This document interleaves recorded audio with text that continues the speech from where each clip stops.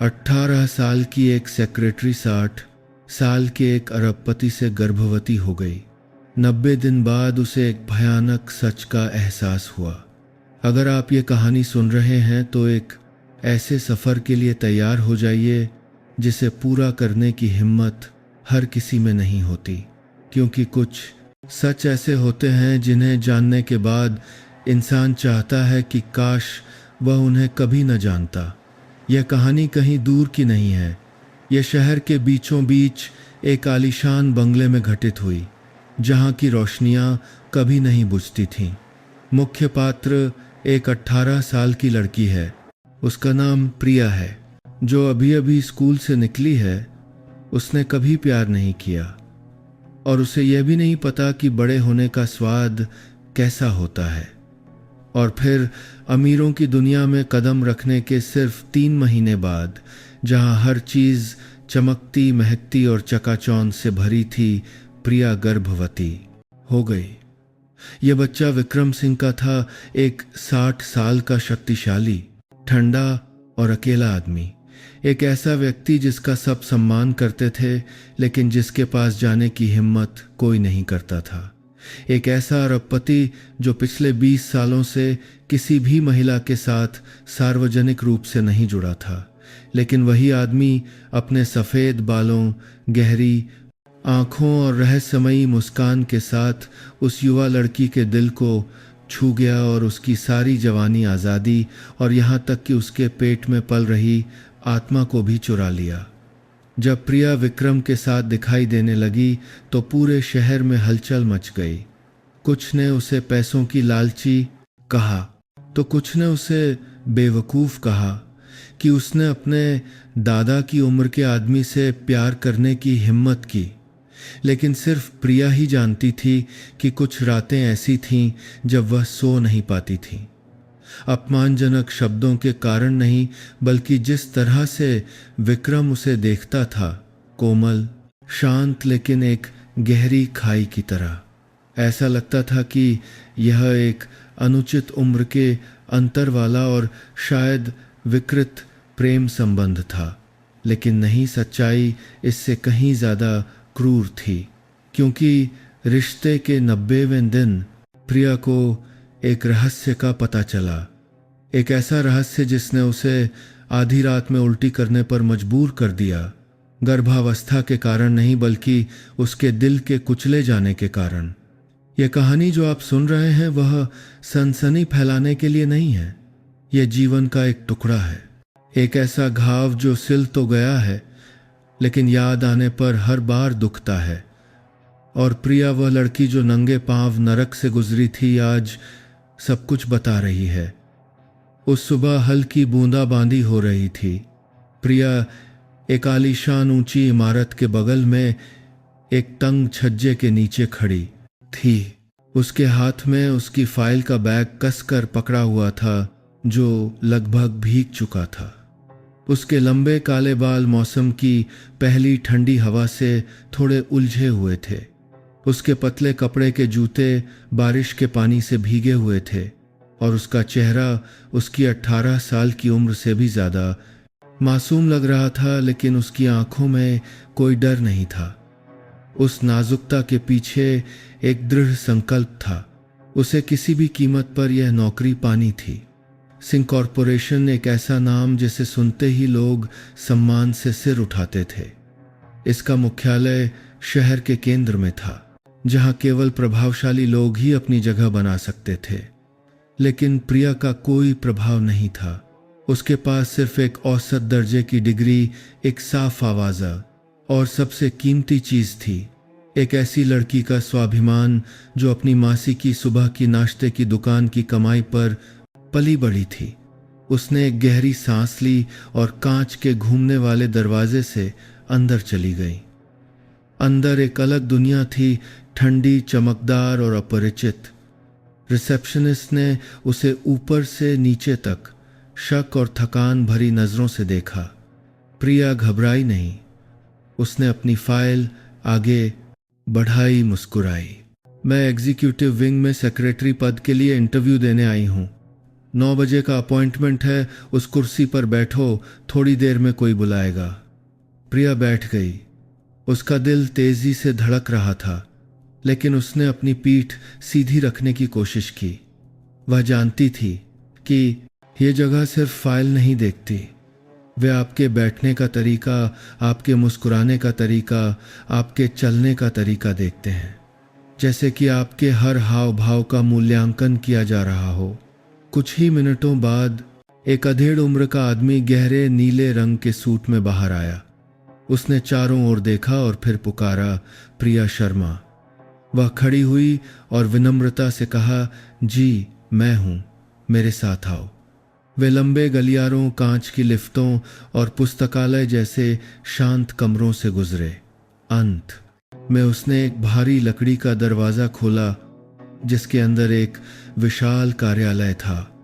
काम करने वाली मेज के पीछे की दीवार पर एक बड़ा चित्र लटका हुआ था, जिसमें एक सफेद बालों वाला आदमी था, जिसकी आंखें गहरी, गाल की हड्डियां ऊंची और चेहरे पर एक ही समय में गंभीरता और रहस्य का भाव था। और फिर असली व्यक्ति छोटे से आराम कक्ष से बाहर निकला। विक्रम सिंह। वह धीरे धीरे चला। सफेद शर्ट, चारकोल रंग की टाई, उसके सफेद बालों का हर एक रेशा करीने से संवारा हुआ था, जैसे किसी भी चीज को अपनी जगह से हटने की इजाजत न हो। उसकी नजरें उस पर से गुजरी सिर्फ 3 सेकंड के लिए और फिर रुक गईं। उन 3 सेकंड में प्रिया को लगा जैसे उसे हड्डियों तक देख लिया गया हो। तुम्हारी उम्र क्या है जी? मैं 18 की हूं। इतनी छोटी और एग्जीक्यूटिव सेक्रेटरी के लिए आवेदन किया है। मैं सीखना चाहती हूं और मैं यह कर सकती हूं। विक्रम सिंह ने कुछ नहीं कहा। वह अपनी कुर्सी पर वापस गया और अपना लैपटॉप खोला। उसे लगा कि इंटरव्यू खत्म हो गया है। तभी उसने अचानक पूछा, क्या तुम 10 उंगली टाइपिंग जानती हो? जी हाँ। इस दस्तावेज को मेरे लिए फिर से टाइप करो। 3 मिनट के भीतर उसे एक सहायक कंप्यूटर पर जाकर 3 पेज के वर्ड डॉक्यूमेंट को देखना था। वह बिना किसी हिचकिचाहट के बैठ गई, बिना पहले के लिए, बिना कान तक से बस होगा, किसी गलती के बिना सिर उठाए। हर बार जब उसकी उंगलियां कीबोर्ड को छूती तो ये इस बात की पुष्टि होती कि वो यहाँ भीख मांगने नहीं, बल्कि खुद को साबित करने आई है। 3 मिनट बीत गए। विक्रम सिंह पास आया और स्क्रीन को देखा। एक भी अक्षर गलत नहीं, साफ सुथरा प्रारूप, कोई अतिरिक्त स्पेस नहीं। वह मुड़ा और अपनी कुर्सी पर बैठ गया। फोन उठाया। मानव संसाधन प्रमुख प्रिया शर्मा को भर्ती सूची में डाल दो। प्रिया लगभग सुन्न हो गई, क्योंकि अरबपति ने और कुछ नहीं पूछा। कोई सीवी नहीं, कोई अनुभव नहीं, कोई दूसरा या तीसरा राउंड नहीं, जैसा कि लोग कहते थे। बस 3 मिनट, एक नज़र और एक फैसला। उसके जीवन का पहला बड़ा दरवाज़ा खुल गया था, लेकिन वह नहीं जानती थी कि उस दरवाजे के पीछे रोशनी नहीं, बल्कि सबसे गहरी खाई थी, जिसमें वह कभी गिरी थी। उस दिन से प्रिया सिंह कॉरपोरेशन के इतिहास में सबसे कम उम्र की सेक्रेटरी बन गई। कई लोग आधा मुंह बनाकर हंसे, ईर्ष्या से फुसफुसाए और कुछ ने शक किया। एक लड़की जो अभी 20 की भी नहीं हुई थी, जिसने कभी कॉरपोरेट माहौल में कदम नहीं रखा था, उसे सीधे उच्च स्तरीय कार्यकारी कार्यालय में सेवा करने का मौका मिला। यह बहुत ही असामान्य था, लेकिन प्रिया ने परवाह नहीं की। उसने एक दोष रहित मशीन की तरह लगन से काम किया। हर दस्तावेज की पंक्ति में, हर कॉफ़ी के कप में, हर बैठक के निर्धारित समय में सावधानी बरती। वह कभी ज़रूरत से ज़्यादा नहीं बोलती थी, बातचीत करने का अवसर नहीं ढूंढती थी और ध्यान आकर्षित नहीं करती थी। उसके लिए इस नौकरी को बनाए रखना भविष्य के लिए जीवन रेखा बनाए रखने जैसा था। विक्रम सिंह, उसके सीधे बॉस, जो रो भी करती थी, भी अक्सर ज़्यादा बात नहीं करते थे। सबकी नज़रों में वह शक्ति का प्रतीक था, वह व्यक्ति जिसने 15 साल पहले अपनी पत्नी की अप्रत्याशित मृत्यु के बाद पूरे समूह का पुनर्निर्माण किया था। वह हंसता नहीं था, दोस्ताना नहीं था और एक पल के लिए भी कमजोर नहीं पड़ता था। उसके पिछले सेक्रेटरी ने सिर्फ 3 महीने बाद ही नौकरी छोड़ दी थी, क्योंकि वह उस माहौल को बर्दाश्त नहीं कर सका था। लेकिन पता नहीं क्यों प्रिया को उसकी पीठ के पीछे खड़े होकर बैठक के मिनट्स लेते हुए या दस्तावेज तैयार करते हुए सुरक्षित महसूस होता था। उसमें कुछ ऐसा था जिससे उसे डर नहीं लगता था। इसलिए नहीं कि वह दयालु था, बल्कि इसलिए कि वह बहुत ज्यादा चुप था। एक ऐसे व्यक्ति की चुप्पी जिसके पास छिपाने के लिए बहुत कुछ था। एक देर शाम प्रिया एक जरूरी अनुरोध पर वित्तीय रिपोर्ट बनाने के लिए रुकी हुई थी। बाहर बूंदाबांदी हो रही थी। 31वीं मंजिल का कार्यालय लगभग अंधेरे में था।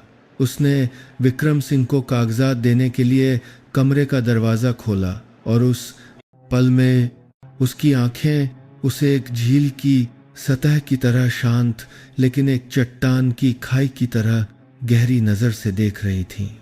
ये एक बॉस की अपने कर्मचारी के लिए नजर नहीं थी, न ही एक पिता की अपनी बेटी के लिए, बल्कि यह एक पुरुष की एक महिला के लिए नजर थी। प्रिया एक पल के लिए रुक गई। फिर उसने अपनी आंखें झुका लीं, सिर झुकाया और दस्तावेजों का बंडल मेज पर रख दिया। सर, ये रिपोर्ट जो आपने मांगी थी, अब मैं जाने की इजाजत चाहती हूँ। वह मुड़ी, उसके हाथ में पकड़ा बैग हल्का सा कांप रहा था, लेकिन दरवाजे तक पहुंचने से पहले ही उसकी आवाज गूंजी, गहरी और खुरदरी। क्या तुम अकेली रहती हो? वह रुकी, मुड़ी। जी नहीं, मैं अपनी मासी के साथ रहती हूँ, लेकिन वह एक खाने का स्टॉल चलाती हैं और अक्सर सुबह 3 बजे बाजार चली जाती हैं। उसने धीरे से सिर हिलाया और फिर चुप हो गया। बहुत देर बाद जब प्रिया को लगा कि वह और कुछ नहीं कहेगा, तो उसने लगभग फुसफुसाते हुए कहा, तुम्हारी जैसी आंखों वाली एक लड़की ने मुझे कई सालों तक सोने नहीं दिया। उसने हैरान होकर ऊपर देखा, लेकिन उसने अपना चेहरा स्क्रीन की ओर झुका लिया था, यह इशारा करते हुए कि वह जा सकती है। उस रात प्रिया अपने किराए के कमरे में लौटी और उसका दिल जोर जोर से धड़क रहा था। समझ नहीं आ रहा था कि वह नजर, वह बात उसके दिल में एक अमिट स्याही के धब्बे की तरह क्यों बस गई थी। और उसी दिन से विक्रम सिंह उसे ज्यादा देखने लगा। खुलेआम नहीं, बल्कि बैठकों के दौरान सरसरी निगाहों से। जब वह कमरे में आती तो एक बार सिर उठाना, मौसम के बारे में एक आकस्मिक सवाल जो सिर्फ उसी के लिए होता। पूरे कार्यालय में किसी ने फुसफुसाने की हिम्मत नहीं की, लेकिन हर कोई जानता था कि उन 2 लोगों के बीच कुछ चुपचाप आकार ले रहा था, जिनका एक दूसरे से कोई संबंध नहीं हो सकता था। और प्रिया, वह छोटी लड़की जिसने पहली बार जाना कि प्यार क्या होता है, ने उस भावना को छूना शुरू कर दिया जो जीवन में सबसे हरूप कर दिया। मीठी और सबसे डरावनी दोनों थी। एक ऐसी भावना जो सही और गलत की सीमाओं को पार कर गई थी।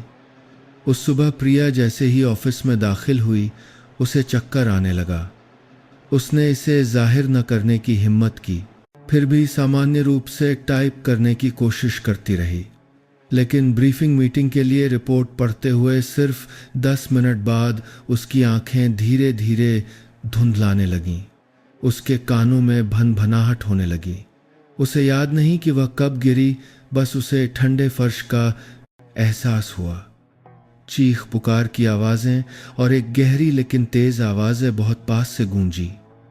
एम्बुलेंस बुलाओ जल्दी।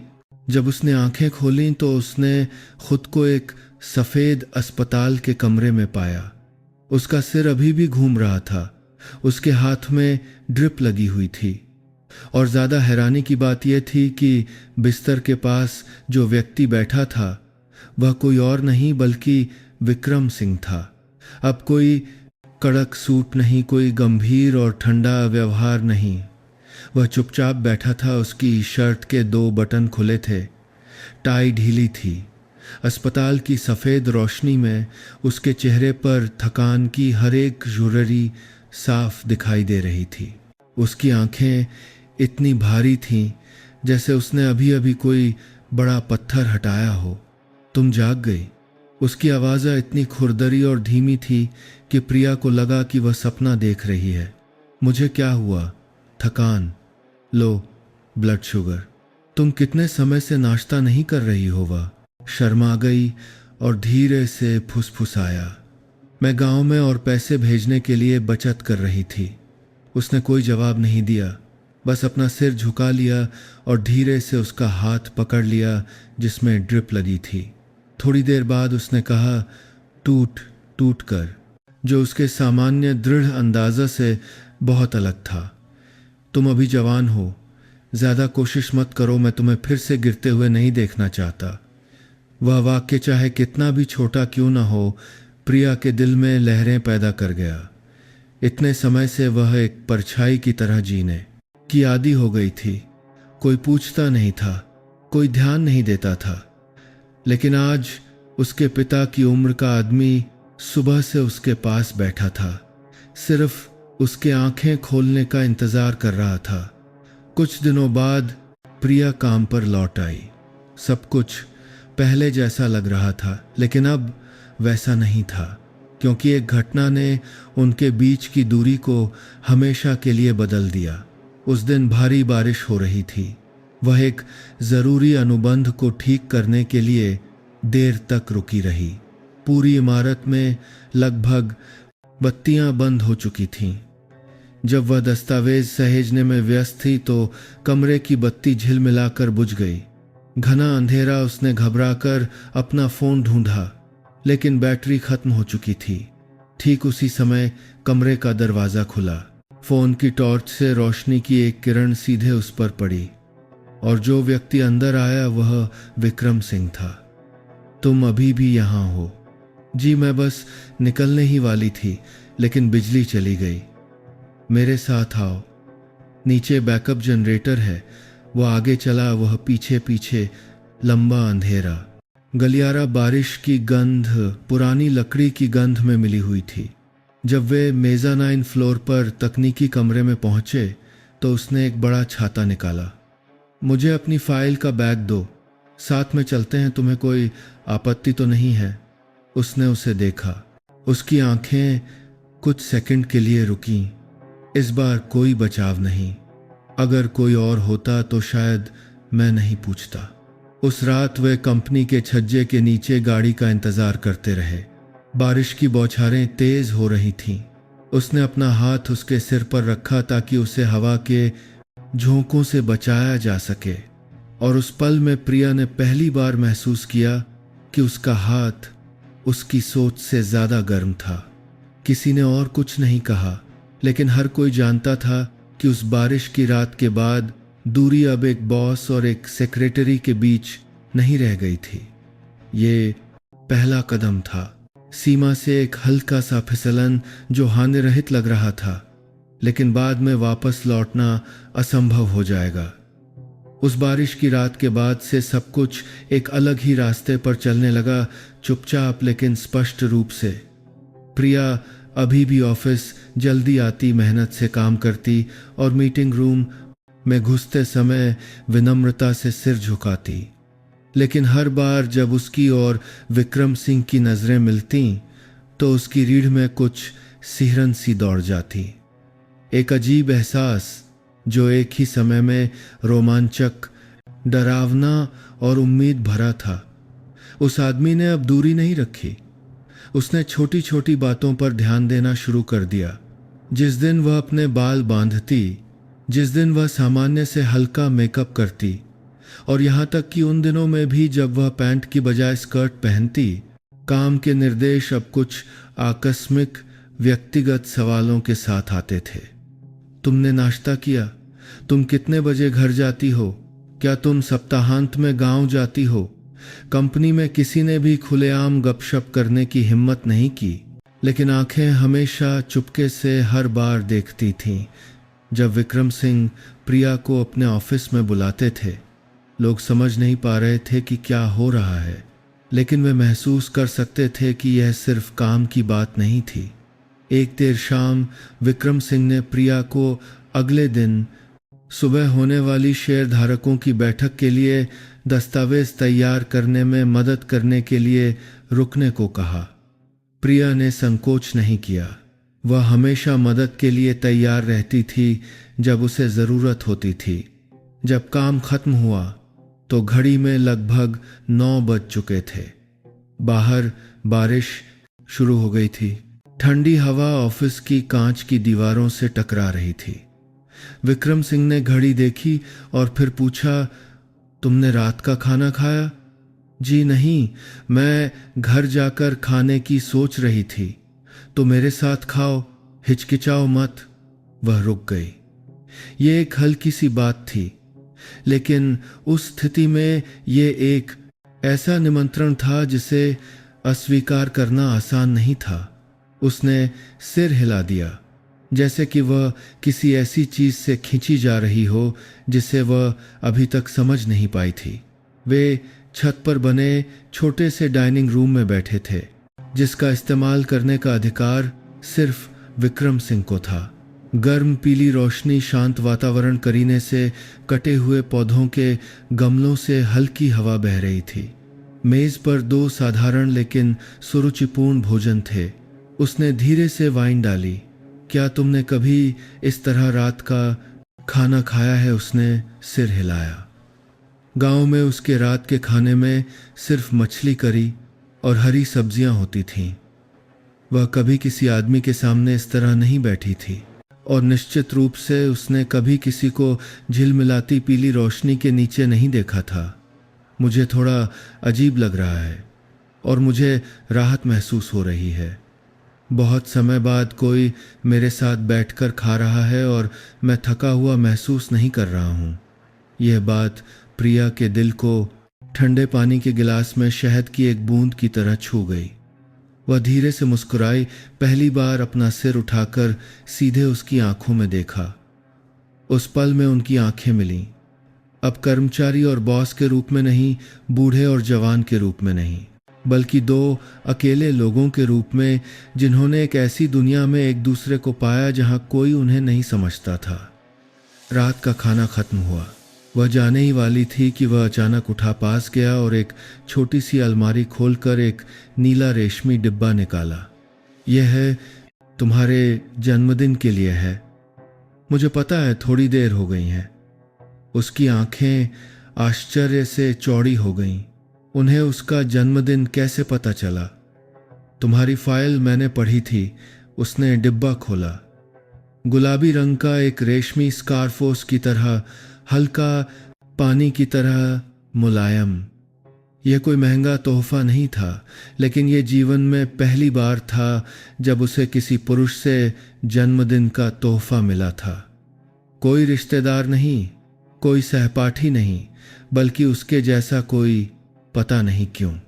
वह रो पड़ी। सिसकियां नहीं, शोर नहीं, बस चुपचाप। आंसू उसके गालों से लुढ़क कर रेशमी स्कार्फ पर गिर रहे थे। वह चुपचाप खड़ा उसे देखता रहा, फिर आगे बढ़ा और अपना हाथ उसके कंधे पर रखा।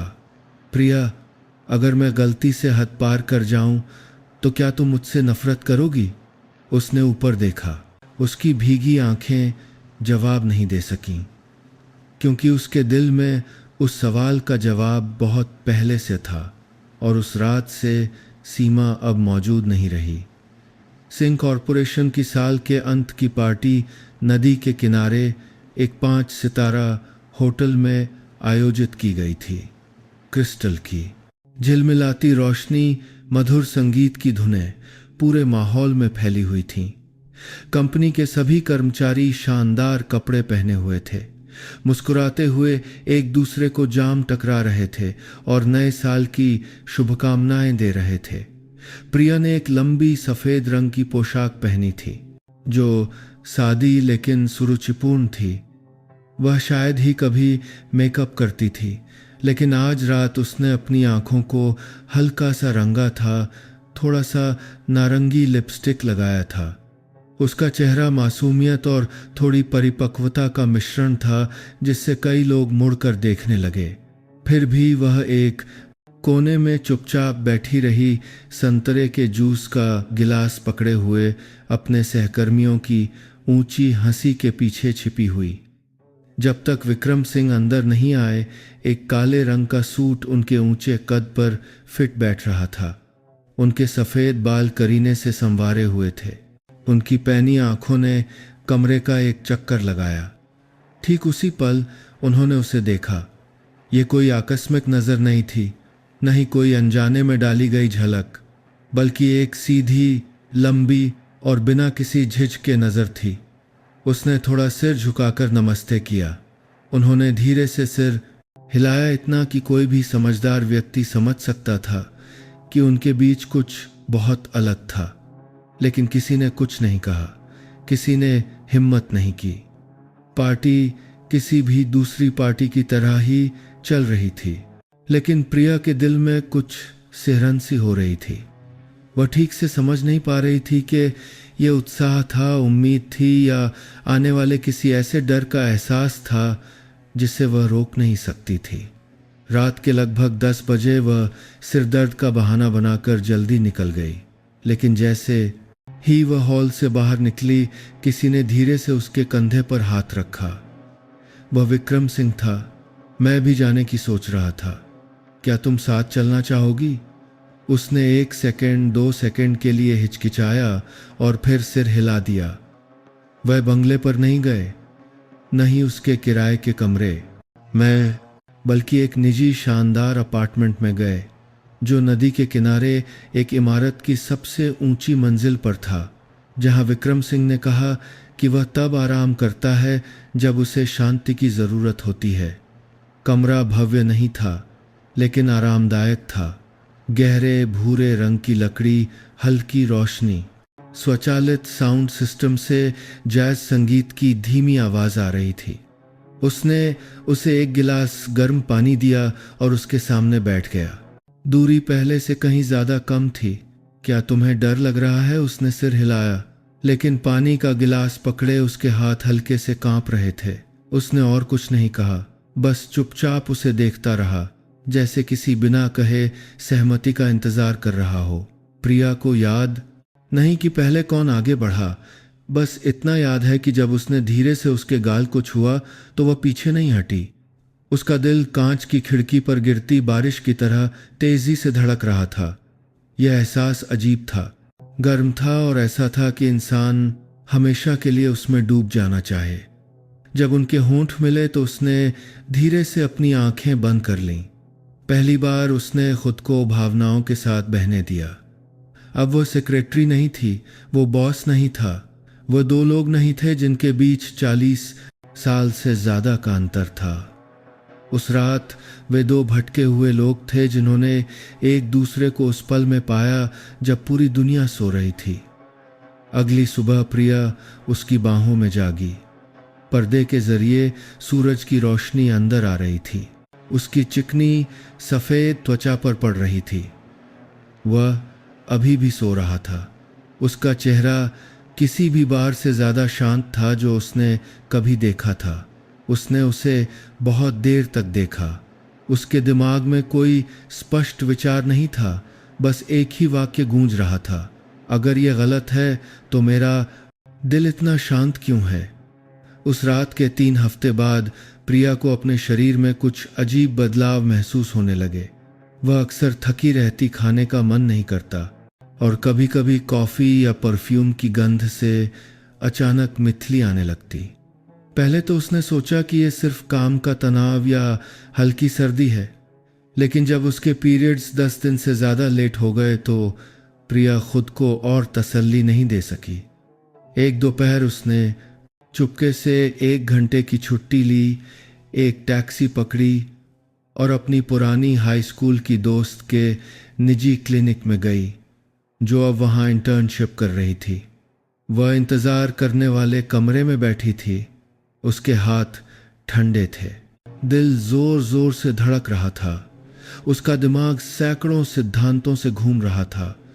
हो सकता है ऐसा ना हो सकता है ये सिर्फ हार्मोनल असंतुलन हो सकता है ये सच ना हो, लेकिन टेस्ट का नतीजा सिर्फ एक गहरी लाल रेखा के रूप में आया, जैसे कि सभी अनुमानों पर पूर्ण विराम लग गया हो।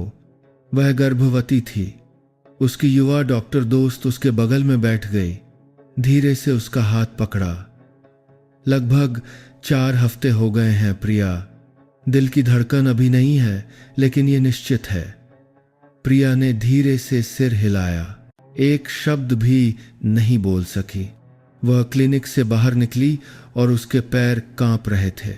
न रोना न चीखना, बस सीने में एक खालीपन इतना बड़ा कि कोई भी चीज उसे भर नहीं सकती थी। उस पूरी दोपहर वह कंपनी वापस नहीं गई। एक सुनसान पार्क में अकेली बैठी रही, दौड़ते भागते बच्चों को देखती रही। उनकी हंसी उसके दिमाग में छोटे छोटे चाकुओं की तरह चुभ रही थी। वह माँ कैसे बन सकती है? वह सिर्फ 18 साल की थी, अभी तक कॉलेज से स्नातक नहीं हुई थी, अभी तक यह भी नहीं समझ पाई थी कि वह कौन है। और बच्चे का पिता एक 60 साल का आदमी था, जिसे बॉस अरबपति शक्तिशाली के रूप में जाना जाता था, लेकिन वह उसका प्रेमी नहीं था, और निश्चित रूप से वह व्यक्ति नहीं था जो उसके साथ तूफानों से गुजरेगा। वह सिर्फ एक भटकी हुई आत्मा थी जो अनजाने में उसके जीवन में आ गई थी और एक ऐसा परिणाम छोड़ गई थी जिसे वह खुद भी संभालना नहीं जानती थी। उस शाम विक्रम सिंह ने उसे फोन किया, तुम ऑफिस नहीं आई? वह चुप रही। क्या कोई बात है प्रिया? उसकी आवाज गहरी हो गई। उसने जवाब नहीं दिया। वह नहीं दे सकती थी। उसका दिमाग उलझा हुआ था, लेकिन सिर्फ 10 नहीं थी। मिनट बाद फोन फिर से बजा। इस बार उसकी तरफ से नहीं, बल्कि उसके हॉस्टल के मैनेजर की तरफ से। उसने कहा कि गेट के बाहर एक लग्जरी कार खड़ी है। कार में बैठा व्यक्ति कह रहा था कि उससे कोई ज़रूरी काम है। वह बाहर निकली, वह विक्रम सिंह ही था। उसने कार का गेट के बाहर दरवाज़ा खोला, कुछ नहीं कहा, बस उसे गहरी और शांत आंखों से देखा। कार में बैठो, थोड़ी बात करनी है। वे नदी के किनारे एक खाली जगह पर रुके, जहां शहर की धुंधली रोशनी पानी में प्रतिबिंबित हो रही थी। हवा ठंडी लेकिन हल्की चल रही थी। वह चुपचाप उसे देखे बिना बैठी रही। उसके हाथ एक दूसरे में उलझे हुए थे। अंत में विक्रम सिंह ने कहा, क्या तुम मुझसे कुछ कहना चाहती हो? उसने अपने होंठ भींचे और फिर फुसफुसाया, मैं गर्भवती हूं। कोई सदमा नहीं, कोई घबराहट नहीं। उसने बस सिर हिलाया, जैसे उसे पहले से ही पता हो। मुझे पता था, मैंने तुम में बदलाव महसूस किया। तुम्हारी आंखें कुछ भी नहीं छिपा सकती। प्रिया ने उसे देखा। पहली बार उसकी आंखों में थोड़ा गुस्सा था। तो आप क्या सोचते हैं? मैं सोचता हूं कि तुम बच्चे को जन्म दो, मैं पूरी जिम्मेदारी लूंगा। लेकिन यह सही तरीका नहीं है विक्रम जी। मैं ये नहीं कह रहा कि यह सही तरीका है, लेकिन यह एकमात्र तरीका है। मैं अभी तुम पर दबाव नहीं डाल रहा हूं, लेकिन अगर तुम बच्चे को जन्म देती हो तो वह बच्चा मेरा कानूनी वारिस होगा। यह वाक्य प्रिया को स्तब्ध कर गया। पैसे के लिए नहीं, हैसियत के लिए नहीं, बल्कि इसलिए कि वह आदमी अपनी सारी शक्ति का इस्तेमाल कर रहा था ताकि उसे एक 18 साल की लड़की को अपने खून के बच्चे की मां बना सके। उस रात वह सो नहीं सकी। वह बिस्तर पर लेटी रही, छत को देखती रही और उसका दिल भारी था। किसी ने उसे बच्चा रखने के लिए मजबूर नहीं किया, लेकिन किसी ने यह भी नहीं पूछा कि क्या वह मां बनने के लिए तैयार है। और फिर उसे खुद भी अंदाजा नहीं था कि उसके पेट में पल रहा बच्चा उसे एक ऐसे सच के और करीब ले जाएगा जिसे अगर वह पहले जान जाती तो शायद वह उस साल उस पहले कमरे में कभी कदम नहीं रखती। खबर किसी अखबार से नहीं फैली, न ही किसी आंतरिक सूत्र से लीक हुई, बल्कि सिर्फ एक चुपके से ली गई तस्वीर से शुरू हुई। तस्वीर धुंधली थी, लेकिन फिर भी एक युवा लड़की को लंबे बालों और सादे पोशाक में एक लग्जरी कार से बाहर निकलते हुए साफ देखा जा सकता था। जिसकी नंबर प्लेट सिंह कॉरपोरेशन की थी। उसके बगल में एक आदमी की परछाई थी, कोई और नहीं बल्कि विक्रम सिंह, जो बारिश में उसके लिए छाता पकड़े हुए झुका हुआ था। वह तस्वीर एक सोशल मीडिया फोरम पर पोस्ट की गई थी। शुरुआत में केवल कुछ दर्जन इंटरैक्शन हुए, लेकिन सिर्फ एक रात में यह आग की तरह फैल गई। सिंह कॉरपोरेशन के चेयरमैन की नई सेक्रेटरी 42 साल के अंतर वाला जोड़ा सिंड्रेला या आधुनिक लोमड़ी, अनगिनत लेख, टिप्पणियां, अफवाहें बिना किसी पुष्टि या स्रोत के फूट पड़ी। प्रिया कॉरपोरेट जगत में और यहाँ तक कि सोशल मीडिया पर भी सबसे ज़्यादा चर्चित नाम बन गई। हर बार जब वह कंपनी में कदम रखती तो सभी की निगाहें उस पर टिक जाती, अब जिज्ञासा से नहीं बल्कि फैसले से। दोस्त धीरे धीरे दूर हो गए।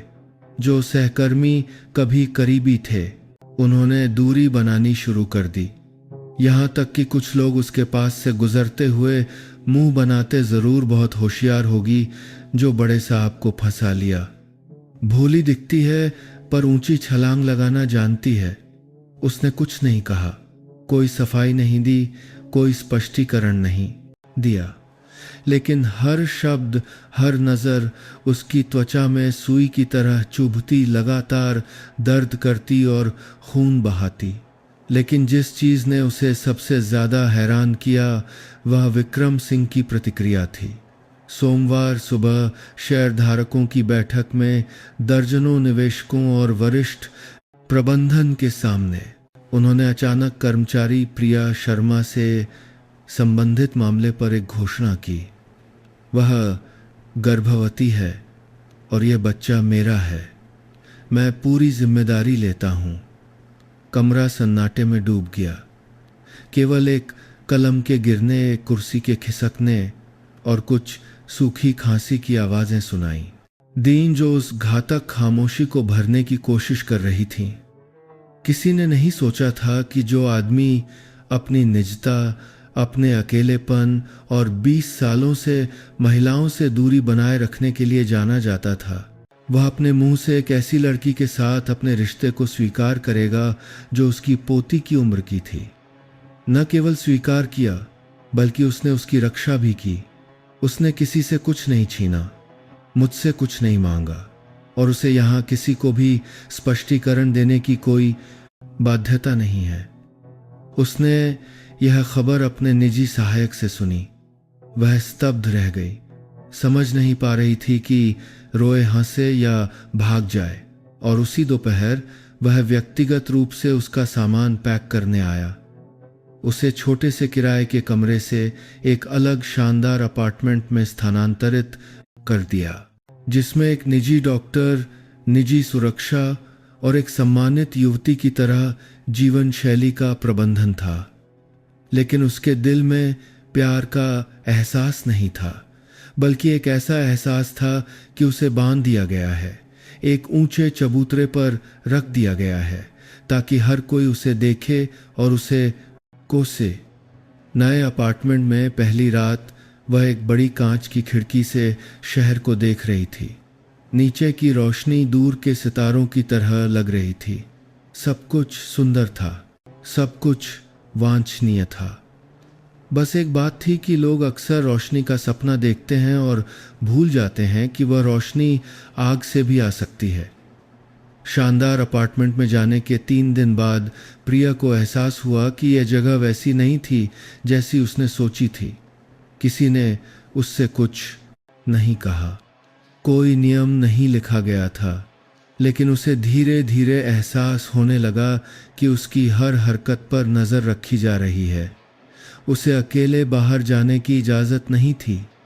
हर बार जब वह दरवाजे से बाहर निकलती तो एक सुरक्षा गार्ड विनम्रता से उसे एक कठोर मुस्कान के साथ रोकता। माफ़ कीजिए प्रिया मैडम, निर्देश हैं। अगर आप बाहर जाना चाहती हैं तो आपको पहले बताना होगा ताकि गाड़ी का इंतज़ाम हो सके। उसे किसी से भी फ़ोन पर संपर्क करने की इजाज़त नहीं थी। हर बार जब वह अपनी मासी को फ़ोन करती तो कॉल कुछ ही मिनटों तक चलती और फिर बिना किसी स्पष्ट कारण के कट जाती। उसे सोशल मीडिया पर पोस्ट करने की इजाज़त नहीं थी। उसके लॉगिन एप्लीकेशन में अचानक त्रुटि आने लगी। भेजे गए संदेशों का कोई जवाब नहीं आता था।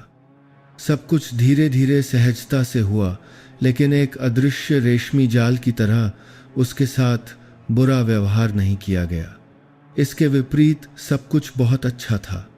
एक निजी शेफ द्वारा तैयार किया गया 3 समय का पूरा पौष्टिक भोजन, हर 2 दिन में एक डॉक्टर नियमित जांच के लिए आता, पढ़ने के लिए किताबें, देखने के लिए फिल्में, और यहाँ तक कि मेज़ पर ताज़े फूल भी हर सुबह एक निश्चित कार्यक्रम के अनुसार बदले जाते।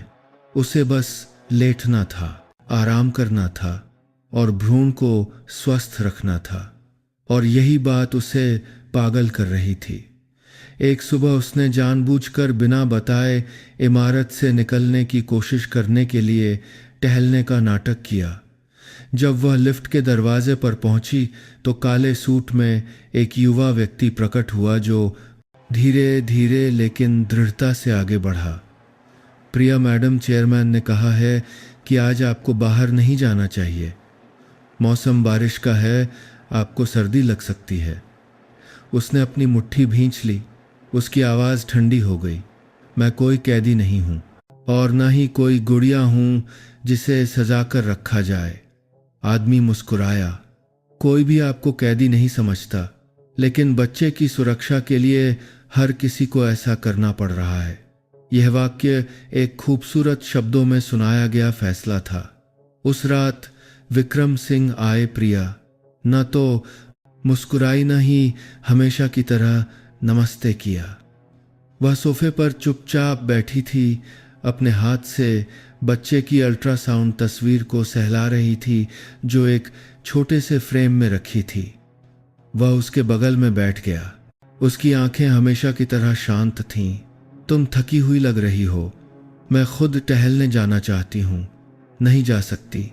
मैं गांव फ़ोन करना चाहती हूँ। नहीं कर सकती। मैं बाहर जाकर किताबें खरीदना चाहती हूँ। नहीं कर सकती। क्या आपको लगता है कि ऐसा व्यक्ति थका हुआ नहीं होगा? वह अभी भी शांत था। मैं बस चाहता हूँ कि तुम सुरक्षित रहो। बाहर बहुत सारी बातें हो रही हैं। अगर तुम बाहर जाओगी तो कोई भी तुम्हें लोगों की जुबान से नहीं बचा पाएगा। लेकिन इस तरह जीने और कांच के पिंजरे में जीने में क्या फ़र्क है? सर, उसने उसे बहुत देर तक देखा और फिर धीरे से अपना हाथ उसके पेट पर रखा। बस हमारा बच्चा सुरक्षित पैदा हो जाए, उसके बाद तुम जहां जाना चाहो मैं तुम्हें नहीं रोकूंगा। वह रुक गई। यह कोई प्यार का इजहार नहीं था, बल्कि एक मौन समझौता था। एक मीठे लिबास में लिपटा हुआ एक सौदा। तुम बच्चे को जन्म दो, मैं तुम्हें आज़ादी दूंगा। वह उठी, बिना कुछ और कहे मुड़ गई, लेकिन आंसू न जाने कब से बह रहे थे। उस रात पहली बार उसने सपना देखा कि वह कांच के घर में खड़ी है। बाहर से हर कोई प्रशंसा कर रहा था। कितना सुंदर है, कितना शानदार है वह लड़की, कितनी भाग्यशाली है। लेकिन सपने में वह खुद दीवारों पर जोर जोर से मार रही थी। ये चिल्लाने की कोशिश कर रही थी कि मेरा दम घुट रहा है, कृपया दरवाज़ा खोलो, मैं सांस नहीं ले पा रही हूँ। उस सुबह प्रिया हर दिन से जल्दी उठ गई। वह सो नहीं पाई थी। कांच के कमरे का सपना अभी भी उसके दिमाग में स्पष्ट था और हर बार आंखें खोलने पर दम घुटने का एहसास होता था। लेकिन आज कुछ बहुत अलग था। लिविंग रूम से गुजरते हुए उसने गलती से स्टडी रूम के अधखुले दरवाजे से फुसफुसाहट की आवाज़ सुनी। वह रुकी, अपना कान दरवाजे से सटा लिया। यह मिस्टर तनेजा की आवाज़ थी, जो विक्रम सिंह के लंबे समय के भरोसेमंद सहायक थे, जो शायद ही कभी दिखाई देते थे, लेकिन परिवार में कोई निजी मामला होने पर हमेशा मौजूद रहते थे। जी मुझे पता है, लेकिन सर अभी वसीयत में उनका नाम डालना। एक और आवाज़ बीच में आई, धीमी, अधिक अनुभवी, शायद विक्रम सिंह के निजी वकील की। विक्रम सिंह दृढ़ हैं, संपत्ति को 3 भागों में बांटा जाएगा। एक उनकी पूर्व पत्नी के नाम पर बने चैरिटी फंड के लिए, एक अजन्मे बच्चे के लिए और बाकी का हिस्सा गर्भवती महिला प्रिया शर्मा के लिए। प्रिया का दिल जोर जोर से धड़कने लगा। वह पीछे हटी, उसकी सांसें तेज हो गईं। वसीयत उसने विक्रम सिंह को कभी इसका जिक्र करते नहीं सुना था। उनके बीच सब कुछ, चाहे जनता ने कुछ भी कहा हो, चाहे उन्होंने सीमाएं लांघी हों, कभी भी परिवार नहीं कहलाया था। लेकिन जिस चीज ने उसका ध्यान सबसे ज्यादा खींचा वह वकील का आखिरी वाक्य था। विक्रम सिंह ने साफ कहा है कि प्रिया शर्मा की संपत्ति का हिस्सा तभी बरकरार रहेगा जब वह यामिनी नाम के बारे में कुछ नहीं जानेगी। यामिनी, एक अजीब नाम जो विक्रम सिंह की किसी भी कहानी में कभी नहीं आया था। उनकी पूर्व पत्नी का नाम नहीं था क्योंकि उनका नाम माया था, और न ही कॉरपोरेशन में किसी का नाम था जिससे वह कभी मिली हो। वह नाम एक उत्तम तस्वीर में एक बेमेल पहेली के टुकड़े की तरह गूंज रहा था। उस रात प्रिया ने हिम्मत करके विक्रम सिंह से पूछा जब वह मिलने आए, विक्रम जी, मैंने सुना है कि आपने वसीयत बनाई है। उन्होंने खाना रोक दिया और उसे देखा। उनकी नजरें एक पल के लिए धीमी हो गईं। तुमने किससे सुना? मैंने बस गलती से सुन लिया, मेरा कोई मतलब नहीं था। उन्होंने अपनी छुरी कांटा नीचे रखी और गहरी आवाज में कहा, हाँ, मैंने बनाई है, ताकि सब कुछ स्पष्ट रहे, बाद में कोई परेशानी ना हो। तुम्हारा नाम उसमें है। क्या तुम्हें लगता है कि मैं अपने बच्चे को बिना किसी सुरक्षा के बड़ा होने दूंगा? और वह नाम यामिनी, खामोशी, एक ऐसी खामोशी जो सदियों तक खींचती चली गई। फिर उन्होंने धीरे धीरे कहा, उनकी आंखें गहरी हो गईं। तुमने वह नाम कहाँ सुना? वकील ने इसका जिक्र किया। वह उठा, एक गिलास पानी डाला, उसकी ओर पीठ कर ली। उनकी पीठ सीधी थी, लेकिन इस बार उनकी आवाज में थोड़ी कांप थी। उस नाम का फिर से जिक्र मत करना प्रिया। तुम जितना कम जानोगी उतना सुरक्षित रहोगी। लेकिन मैं जानना चाहती हूं, मुझे जानने का हक है अगर वह नाम मेरे बच्चे को भी प्रभावित करता है। वह मुड़े, उनकी आंखों में एक संघर्ष था, प्यार, गुस्से और किसी अनजाने डर के बीच। वह नाम एक घाव है, एक ऐसी चीज जिसे मैंने 20 साल तक दफनाए रखा है। उसे मत खोदो प्रिया।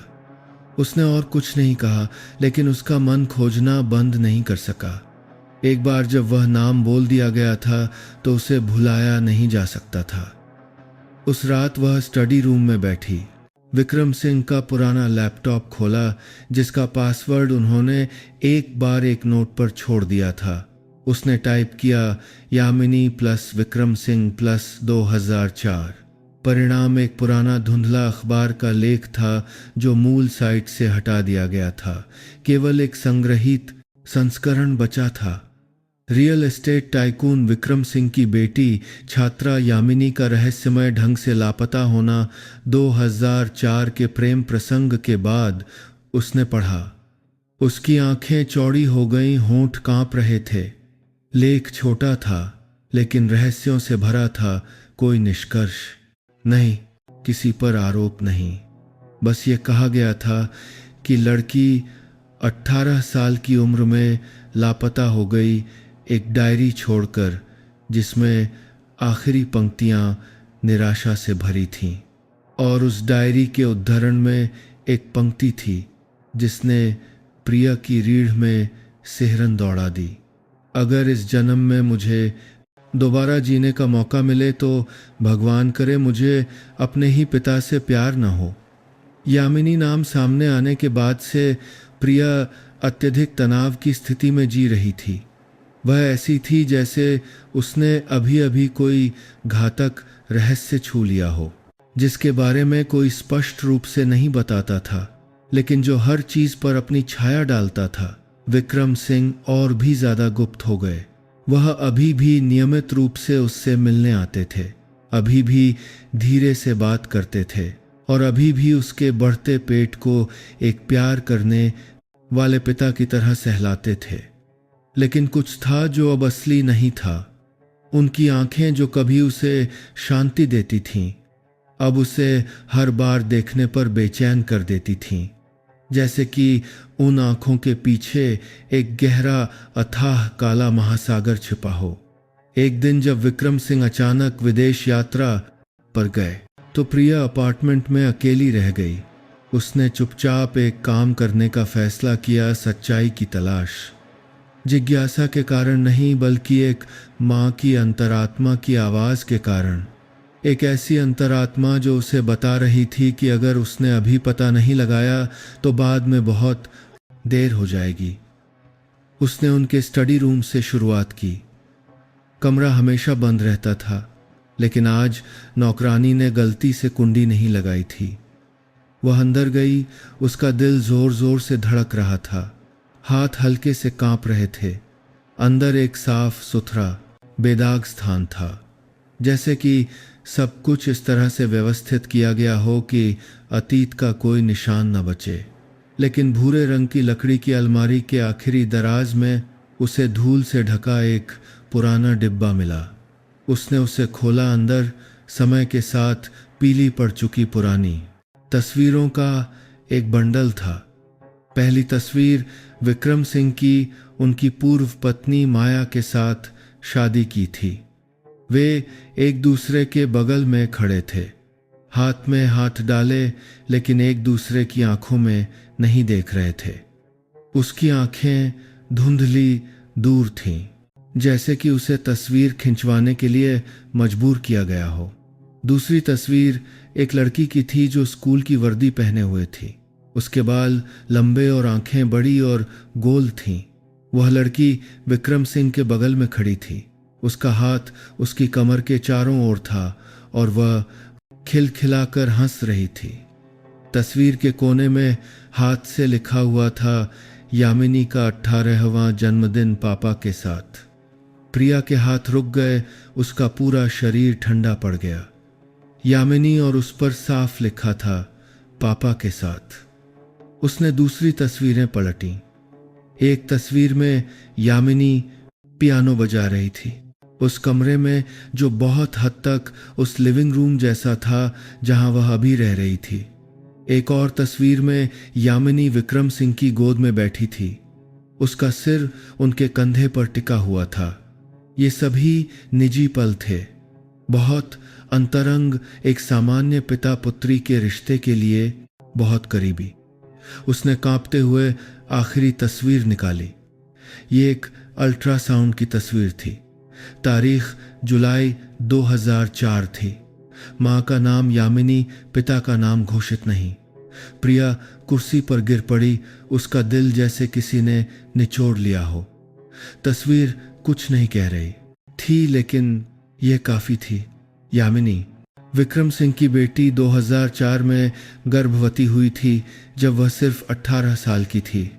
और अगर अखबारों में जो कहा गया था वह सच था, अगर यामिनी अपने ही पिता से प्यार करती थी, अगर वह गर्भवती होने के बाद गायब हो गई थी, तो वह बच्चा कहाँ गया था और इससे भी बढ़कर प्रिया को क्यों चुना गया? उस रात वह अपने कमरे में सिकुड़कर लेटी रही। अपना पेट पकड़े हुए आंसू बह रहे थे। उसका बच्चा हर दिन बढ़ रहा था, निर्दोष, भोला। लेकिन वह एक भयानक अतीत के बवंडर के बीच में गिर रही थी, जिसमें वह खुद भी एक बाहरी व्यक्ति होने का यकीन नहीं कर सकती थी। देर शाम प्रिया एक छोटी नहर के किनारे बने उस पुराने घर के सामने खड़ी थी जहां वह अपनी मासी के साथ बचपन से पली बड़ी थी। रसोई का धुआं, मुर्गियों की आवाज़, बारिश के बाद मिट्टी की महक, सब कुछ 18 साल पहले जैसा ही था, बस उसका दिल बदल गया था। मासी बाहर आई। उनका छोटा सा कद, हाथों में अभी भी आटे के निशान थे। प्रिया को देखकर वह थोड़ी हैरान हुई और फिर जल्दी से उसे घर के अंदर खींच लिया। अरे, तुमने पहले बताया क्यों नहीं? अचानक आ गई, कोई बात है क्या? प्रिया ने जबरदस्ती मुस्कुराते हुए कहा। नहीं मासी, मैं बस आपसे मिलने और कुछ पूछने आई थी। मासी ने पानी दिया और हाथ पोंछते हुए उसे ऐसे देखा जैसे उसके मन की बात पढ़ रही हों। तुम्हें देखकर ही लग रहा है कि कोई बात है। आंखें सूजी हुई हैं, चेहरा पीला पड़ गया है। इतने महीनों से गर्भवती हो और एक बार भी फोन नहीं किया। प्रिया ने कोई जवाब नहीं दिया। उसने अपनी मुट्ठी भींची और फिर अचानक पूछा, मासी, मैं कैसे पैदा हुई थी? सवाल ने मासी के हाथ जो गिलास पोंछ रहे थे रोक दिए। तुम ये क्यों पूछ रही हो मासी? मुझे सच बताओ। आपने मुझे बचपन से पाला है, लेकिन मेरे माता पिता कौन हैं? वे कैसे लोग थे मासी? उसके सामने बैठ गईं। उनका चेहरा गंभीर हो गया। वह बहुत देर तक चुप रहीं। फिर उन्होंने एक गहरी सांस ली। उनकी आंखें कहीं दूर खो गईं। प्रिया, मैंने सोचा था कि मैं यह राज अपने साथ ही ले जाऊंगी, लेकिन अगर तुमने पूछ लिया है तो मैं अब और नहीं छिपाऊंगी। उन्होंने कांपती आवाज़ में कांपते हाथों से बताना शुरू किया, जैसे हर शब्द उनके दिल पर एक घाव कर रहा हो। उस साल एक अमीर आदमी इस सुनसान गांव में आया था। वह एक काली चमकदार कार, विदेशी दूध के डिब्बे और एक बड़ा पैसों का बंडल लेकर आया था। उसने कहा कि उसकी पत्नी की गर्भावस्था की जटिलताओं के कारण मृत्यु हो गई। नवजात बच्चे को पालने वाला कोई नहीं था और उसे शहर में नहीं रखा जा सकता था, क्योंकि वहां बहुत सारे दुश्मन थे। वह आदमी कोई और नहीं बल्कि विक्रम सिंह था।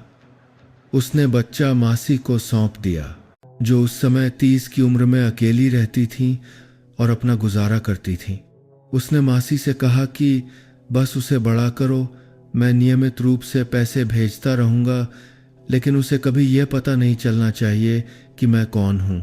मासी ने पहले तो मना कर दिया, लेकिन जब उन्होंने उस नन्हे से बच्चे को देखा जिसकी बड़ी बड़ी आंखें उन्हें देख रही थीं, तो उन्होंने दया, डर और इसलिए हाँ कर दी क्योंकि उनके अपने बच्चे नहीं थे और कुछ ऐसा था जिसे वह नाम नहीं दे सकती थी। तो मैं किसकी बेटी हूं? मासी, मुझे नहीं पता कि तुम्हारी माँ कौन है। बस इतना पता है कि तुम्हारा नाम फाइल में पहले से लिखा हुआ था, प्रिया शर्मा। कोई जन्म प्रमाण पत्र नहीं, कोई माँ साथ में नहीं, बस एक अल्ट्रासाउंड की तस्वीर और तुम्हें कॉलेज तक पढ़ाने के लिए पर्याप्त पैसे। क्या आपको कभी शक नहीं हुआ? हाँ, हुआ था। मैंने सोचा था कि वह तुम्हारा असली पिता है, लेकिन अगर ऐसा होता तो वह तुम्हें 18 साल तक गरीबी में क्यों रहने देता? वह तुम्हें अपने साथ क्यों नहीं ले गया? मुझे यह भी अजीब लगता था कि हर बार जब वह फोन करके जांच करता तो वह तुम्हें बेटी या बच्ची नहीं कहता, बल्कि वह कहता था, क्या आपके पास अभी भी वो अल्ट्रासाउंड की तस्वीर है? मासी उठी, अलमारी खोली और एक पुराना पीला लिफाफा निकाला जिसमें एक धुंधली अल्ट्रासाउंड की तस्वीर थी।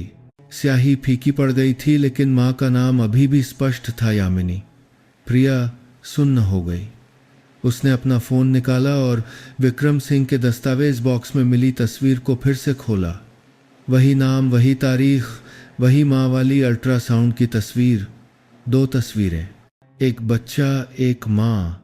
बस बात यह थी कि वो बच्चा वो खुद थी। मासी ने उसका हाथ कसकर पकड़ लिया। उनकी आंखों में आंसू थे। मुझे कुछ नहीं पता था। मैंने तुम्हें सिर्फ प्यार से पाला। अगर मुझे पता होता कि तुम ऐसी किसी चीज का नतीजा हो तो मैं तुम्हें शुरू में ही नहीं लेती। प्रिया मासी के कंधे पर सिर रखकर सिसक सिसक कर रोने लगी। 18 सालों तक वह हमेशा सोचती थी कि वह सिर्फ एक साधारण अनाथ बच्ची है, लेकिन अब उसे पता चल गया था कि वह एक व्यभिचारी प्रेम का परिणाम थी, एक ऐसी चीज जिसे समाज ने त्याग दिया था, जिसे कानून ने निंदित किया था। और सबसे दर्दनाक बात यह थी कि उसके असली पिता को सब कुछ पता था, लेकिन फिर भी उसने उसे अपनी बाहों में लिया, उसके होठों को चूमा और उसे अपने ही बच्चे से गर्भवती होने दिया। मासी के घर से निकलने के बाद प्रिया ने शहर वापस जाने के लिए सबसे पहली बस पकड़ी। वह 3 घंटे तक बस की सीट पर बैठी रही। उसका सिर खिड़की के शीशे से टिका हुआ था।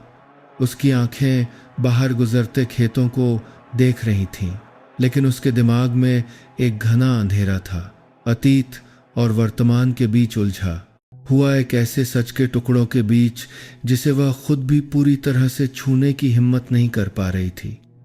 मैं विक्रम सिंह की बेटी हूं और अब मैं अपने ही पिता के बच्चे से गर्भवती हूं। ये विचार हर बार जब उसके मन में आता, एक ठंडे चाकू की तरह सीधे उसके दिमाग में चुभ जाता। इसे नकारा नहीं जा सकता, इससे इनकार नहीं किया जा सकता और इसे माफ भी नहीं किया जा सकता, न केवल उसके लिए बल्कि खुद के लिए भी। प्रिया जब अपार्टमेंट पहुंची तो शाम हो चुकी थी। घर में अजीब सी शांति थी। कोई नौकरानी नहीं, कोई सुरक्षा गार्ड नहीं, बस स्टडी रूम से एक पीली धुंधली रोशनी आ रही थी, जहां विक्रम सिंह इंतजार कर रहे थे, जैसे कि उन्हें पता हो कि वह ठीक इसी समय वापस आएगी। जब उसने उसे अंदर आते देखा तो वह खड़ा हो गया, वही आंखें शांत, स्थिर, लेकिन आज उनमें कुछ थकान सी थी। प्रिया ने उसे देखा। उसकी आंखों में अब आंसू नहीं थे, बल्कि गुस्सा और नफरत की आग थी। क्यों? उसने स्टील की तरह ठंडी आवाज़ में कहा। उसने कोई जवाब नहीं दिया। आपने मेरे साथ ऐसा क्यों किया, यह जानते हुए कि मैं आपकी बेटी हूं? फिर भी उसने अपनी आंखें बंद कर लीं। उसके चौड़े कंधे हल्के से कांपे। फिर उसने अपनी आंखें खोलीं और सीधे उसे देखा। उसकी गहरी धंसी हुई आंखें निराशा से भरी थीं। मुझे पता था। क्या आपको शुरू से पता था? शुरू में मुझे यकीन नहीं था। जब तुमने नौकरी के लिए आवेदन किया तो वह नाम, वह चेहरा मुझे सुन्न कर गया, लेकिन मैंने सोचा कि यह सिर्फ एक संयोग है। जब तक मैंने 18 साल पहले गांव भेजे गए उस बच्चे प्रिया के रिकॉर्ड की फिर से जांच नहीं की। वह तुम थीं। उसने सिर हिलाया, जैसे हर शब्द उसके दिल पर एक भारी पत्थर रख रहा हो।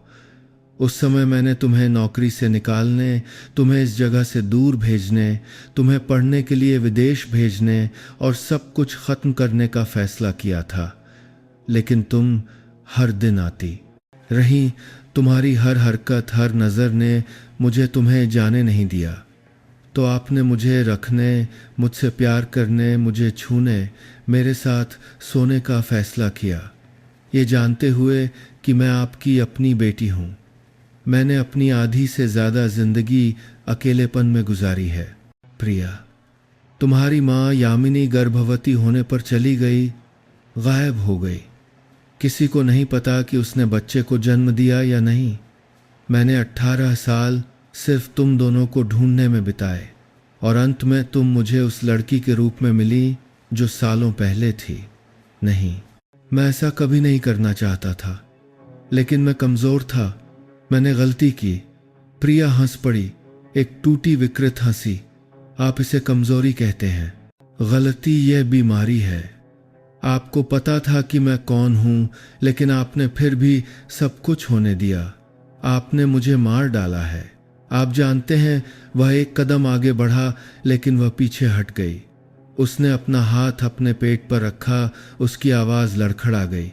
तो इस बच्चे का क्या? यह आपकी जिंदगी में क्या है? एक परिणाम, एक प्रतिस्थापन, या एक टुकड़ा जिसे आपने गलती से खो दिया था और अब आप उसकी भरपाई करना चाहते हैं? वह चुप रहा और फिर फुसफुसाया, यह मेरा नाती है और एक ऐसी गलती का सबूत है जिसे सुधारा नहीं जा सकता, तो इसे बिना सिंह उपनाम के जीने दो। उसने दृढ़ता से कहा, मैं इसे अकेले पालूंगी। आपसे कोई लेना देना नहीं, कोई पैसा नहीं, कोई शक्ति नहीं, कोई पहचान नहीं। बस आप मेरी जिंदगी से गायब हो जाइए। उसने उसे बहुत देर तक देखा और फिर सिर हिलाया, लेकिन उसकी आंखों में पहली बार आंसू थे। मैंने तुम्हारी माँ को खो दिया, अब मैंने तुम्हें भी खो दिया। शायद यह सजा है जिसका मैं हकदार हूं। उस रात प्रिया ने अपना सामान पैक किया, बिना पीछे मुड़े उस शानदार अपार्टमेंट से बाहर निकल गई। उसने कुछ कपड़े, एक डायरी और एक अल्ट्रासाउंड की तस्वीर के अलावा कुछ नहीं लिया। शहर के आसमान में बारिश हो रही थी। ठंडी हवा उसकी त्वचा को काट रही थी, लेकिन वह ऐसे चल रही थी जैसे वह हल्की हो गई हो। कोई बोझ नहीं, कोई दिखावा नहीं, बस वह और जीवन की सबसे नग्न सच्चाई। विक्रम सिंह के अपार्टमेंट से निकलने के 3 दिन बाद प्रिया ने शहर के बाहरी इलाके में एक छोटा सा कमरा किराए पर लिया, जो ऊंची इमारतों तक झांक करने वाली नज़रों और उन सवालों से दूर था जिन्हें कोई भी सीधे पूछने की हिम्मत नहीं करता था। कमरा सिर्फ 12 वर्ग मीटर का था। दीवारों पर धब्बे थे, छत का पंखा खड़खड़ाता था, लेकिन उसे पहले से कहीं ज़्यादा सांस लेने में आसानी महसूस हो रही थी। कोई निजी डॉक्टर नहीं, कोई निगरानी करने वाला नहीं, उस आदमी की उदास आंखें नहीं जिसने सब कुछ खो दिया था और उसे एक ऐसे अंधेरे रसातल में खींच लिया था जिसे उसने कभी नहीं चुना था। उसने अपनी नई जिंदगी अकेले शुरू की। 7 महीने की गर्भवती। हर सुबह प्रिया पास के बाजार में एक सब्जी विक्रेता की मदद करती बोरियां उठाती। दोपहर में वह कुछ सस्ता खा लेती। शाम को वह अपनी सेहत बनाए रखने के लिए झील के चारों ओर धीरे धीरे टहलती। रात में वह अपनी गर्भावस्था की यात्रा की डायरी लिखती, अपने बच्चे को पत्र लिखती, अपने हाथों से कपड़े के टुकड़े सिलकर लंगोट बनाती। कोई नहीं जानता था कि वह कौन है, कोई ज्यादा नहीं पूछता था और वह भी कोई सफाई नहीं देती थी। उनके लिए वह सिर्फ एक अकेली बेचारी लेकिन अच्छी युवा लड़की थी। अपने लिए वह एक माँ थी जो अपने पसीने और आंसुओं की हर बूंद से अतीत को धो रही थी। विक्रम सिंह से पूरी तरह से संपर्क तोड़ने के बावजूद प्रिया अभी भी एक बात से परेशान थी, उसके और बच्चे के बीच का वह मुड़ा हुआ खून का रिश्ता। उसे डर था कि एक दिन उसका बच्चा बड़ा होगा और सच्चाई का पता चलेगा। वह उससे नफरत करेगा या इससे भी बदतर खुद से नफरत करेगा। एक रात जब ठंड की हवा चली तो वह बिस्तर पर सिकुड़कर बैठ गई, अपना पेट पकड़े हुए, और फुसफुसाया, बेटा, मुझे नहीं पता कि तुम्हारा क्या होगा। मैं बस इतना जानती हूं कि तुम्हारी कोई गलती नहीं है। भले ही तुम गलत खून लेकर पैदा हुए हो, तुम मेरी जिंदगी में उम्मीद की किरण हो, लेकिन अगर तुम चुन सकते तो मैं उम्मीद करती हूं कि तुम माफ कर दोगे। एक आंसू की बूंद लुढ़क गई, पुराने कंबल में समा गई। खून के रिश्ते को तोड़ने के लिए प्रिया ने वह करने का फैसला किया जो उसने कभी नहीं सोचा था कि वह करेगी। अपने बच्चे का उपनाम और जन्म प्रमाण पत्र बदलना, सिंह उपनाम से कोई संबंध नहीं रखना। वह अकेली माताओं के लिए एक मुफ्त कानूनी सलाह केंद्र में गई। उसने अपने अजन्मे बच्चे का नाम बदलने का अनुरोध किया, पिता का नाम न लिखने और सभी विरासत अधिकारों को पूरी तरह से अस्वीकार करने के लिए एक आवेदन तैयार किया। कानूनी कर्मचारी हैरान था। क्या आपको यकीन है यह बच्चा एक विशाल परिवार का इकलौता वारिस है? क्या आपको अधिकार नहीं चाहिए? प्रिया ने बीच में ही टोक दिया। उसकी आंखें दृढ़ थीं। मुझे अधिकार नहीं चाहिए। मुझे चाहिए कि मेरा बच्चा बड़ों के पापों का बोझ उठाए बिना बड़ा हो। उसने हस्ताक्षर किए। एक दृढ़ हस्ताक्षर। खून का धागा आधिकारिक तौर पर टूट गया। इसलिए नहीं कि वह इनकार कर रही थी, बल्कि इसलिए कि वह सही, साफ और आजाद रूप से फिर से शुरू करना चाहती थी। लेकिन उसे क्या पता था कि अंधेरे में अभी भी कोई उसके हर कदम पर नजर रख रहा था। वह व्यक्ति विक्रम सिंह नहीं था, बल्कि कोई ऐसा था जो कभी उसके बहुत करीब खड़ा था, चुपचाप खामोशी से कभी नहीं गया, जिसे था कि सकासी की कलत था। दिन प्रिया ने विक्रम सिंह का अपार्टमेंट छोड़ा था। उस दिन से 90वां दिन चुपचाप बीत गया। कोई खबर नहीं, कोई फ़ोन नहीं, कोई उसे चेयरमैन विक्रम सिंह की प्रिया मैडम के नाम से नहीं बुलाता था। उसकी दुनिया अब सिर्फ उसका गोलपेट विक्रम सिंह का अपार्टमेंट छोड़ा था। पीठ दर्द की वजह से नींद न आने वाली रातें और धीरे धीरे गुजरते दिन थे, जैसे कि इस पूरी जिंदगी में बस जन्म का इंतज़ार ही बचा हो। प्रिया ने सोचा कि सब कुछ रुक गया है, सोचा कि बुरा सपना अतीत में चला गया है, लेकिन नहीं। ठीक उसी 90वें दिन उसके किराए के कमरे में एक पत्र आया जिसमें भेजने वाले का नाम नहीं था, कोई पता नहीं था, बस एक सफ़ेद लिफाफा था जिसके अंदर एक पुरानी चमड़े की जिल्द वाली डायरी और एक छोटा सा कागज़ का टुकड़ा था।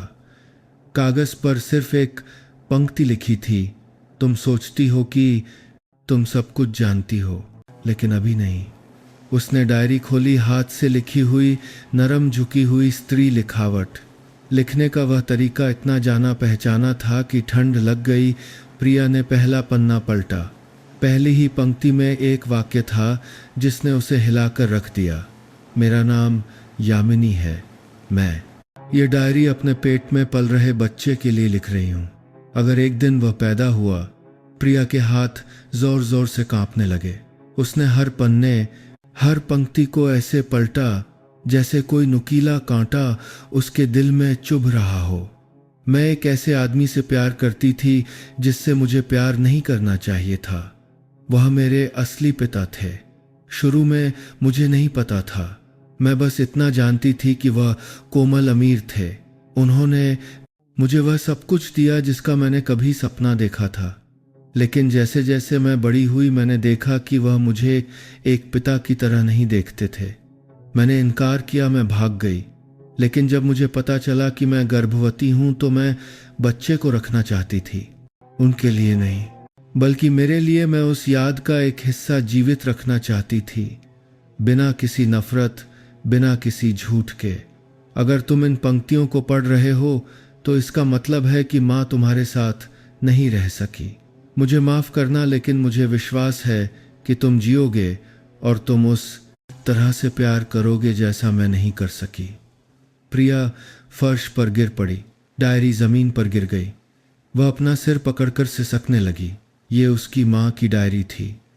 यामिनी के पेट में पल रहा बच्चा वह खुद थी, और अब 18 साल बाद वह भी अपने अंदर एक जान पाल रही थी।